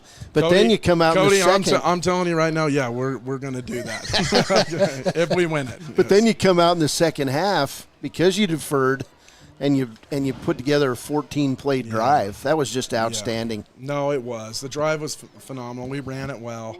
We get a stop, but then that's when we got to put the game away, you know, and like I said, my fault on the reverse call. You know, we had some other things that we could have done better, but that's a well-coached team. We had some shifts and some motions and different things, and they adjusted to it well. They did a good job, and they coached their kids, and, you know, I wouldn't be surprised if we play them again. Sure. You know, Coach, it was a hard-fought game. There's lots of players limping and just lots of players, you know, you know, it's just a hard-hitting game. You guys come out of it pretty healthy? Yeah, I don't think there's anything serious, but we need to spend some time in the ice tub, and there will be some guys who will not practice on Monday. And, you know, you kind of get to that point in the year where, you know, we are 3 games in, and it's not late in the year by any means, but we got to start doing some maintenance on some of our guys, you know, and we'll see. But if we do that, we got to commit to practicing hard on Tuesday, Wednesday, Thursday, you know. But for the most part, everybody will go, but a couple guys will probably see how it is tomorrow, get a report. But still moving forward, 2-1. I'd have taken a 2-1 start with this schedule to start the year for sure, anytime. And, you know, a lot of young kids on that field tonight. That's the exciting thing. You know, we're playing 5 seniors, so we're going to continue to get better and improve. It's good to see some East football having some success against the west side of the state, even though Cody big time handed it out tonight. 49-0 win over Douglas. Well, Cody's no joke, and we know that. I thought what was cool at Cody is after they beat us last week, their entire town is out doing Pride Jacks. You know, the kids at the school and everything. It's a program. Yep. And we're in year 2 of building that. They're in about year 12 or 13. Sure. So hopefully one day we can get there. Hey, get some rest, Coach. It's a good junior omen. high football tomorrow, junior high volleyball, buddy. There is no rest. So. It's a good omen, though, going into tomorrow night's game in Laramie. That's right. Feeling like a winner, right? Yeah, my old player at Rock Springs, Isaac Shanefield, got some time last week, so hopefully you get some more. Hey, congratulations. Well-deserved. Yep, thank you, guys. Appreciate you. Thank you. All right, that's Coach Mark Lenhart. We'll take a quick break. We'll come back with our player of the game and our good sport of the game on KTAK. Community Health Centers of Central Wyoming has locations across Fremont County ready to serve you at DuBois Medical Clinic, Riverton Community Health, and Lander Community Health Pediatrics. We accept all forms of insurance, including Medicaid and Medicare. Are you struggling to get medical care? Ask for their sliding fee scale. From family medicine to pediatrics, Community Health Centers are here to serve you. Call 307-463-7160 or visit chccw.org to schedule your appointment.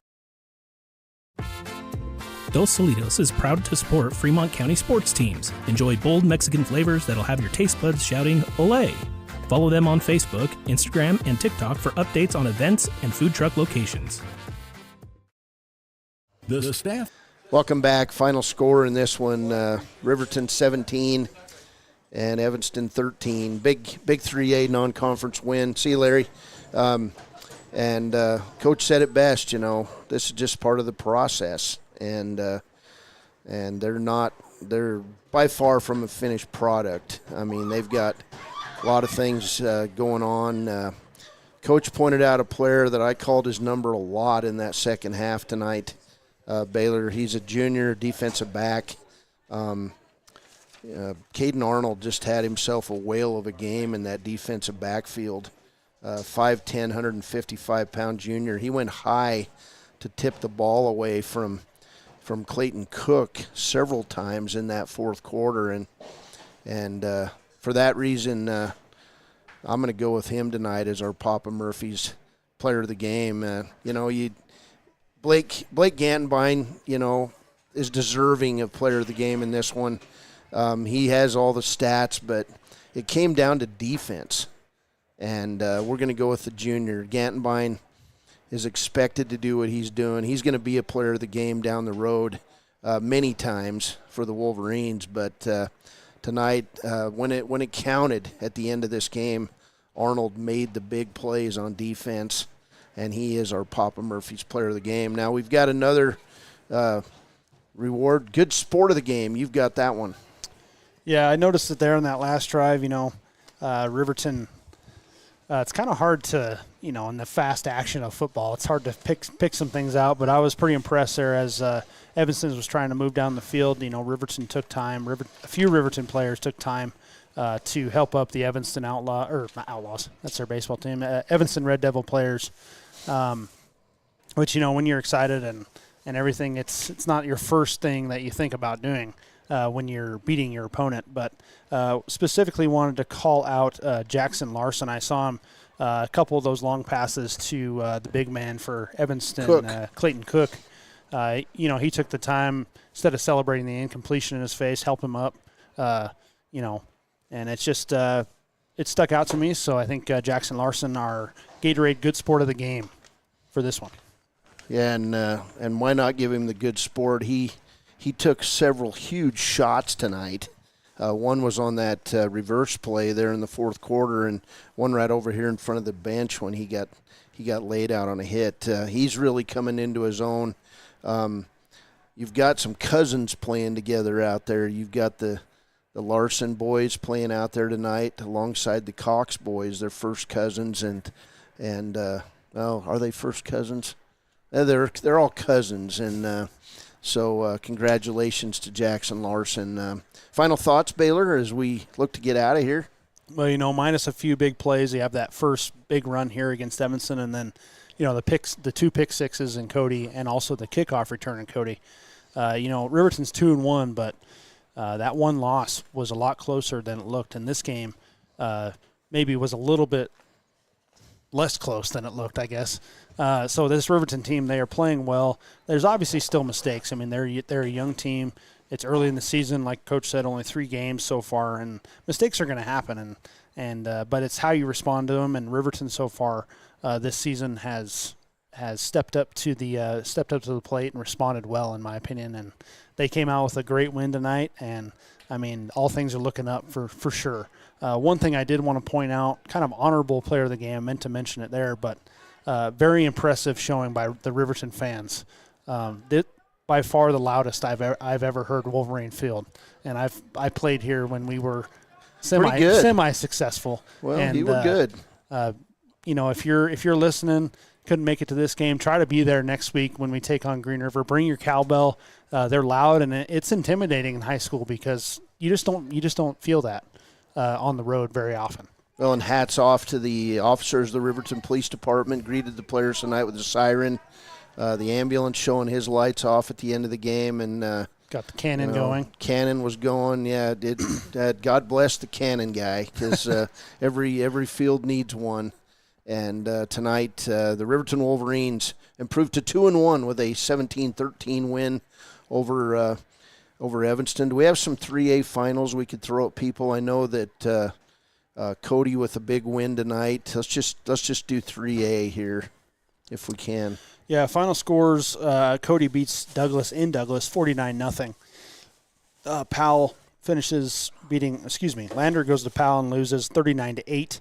Buffalo beats Jackson. I believe that game was in Buffalo, 19-14. And then Green River, kind of a late surge by Rollins, but Green River finishes them off 28-15. And then obviously the game tonight, 17-13, Riverton over Evanston. So some close scores and then one not so close. Was there an interclass score for Star Valley if you go down? Yeah, Star Valley beat Sugar Salem, Idaho, 27-1. 27-1. Excuse me, 27-21. Okay. I wondered how that was possible, but anyway, hey, it was a blast tonight. It's Sock'em, Rock'em, Sock'em football here under the second year of the administration, you might say, of Coach Mark Lenhart. For everybody in the studios, for our GM, Kevin Shields, thank you for everything, for all the sponsors who helped bring you Wolverine football. We could not do this without you. For Baylor, I'm Cody Beers. Have a wonderful Wyoming weekend, and heck, Cowboys, you got to get it done. You got to beat BYU. We'll see you next Friday.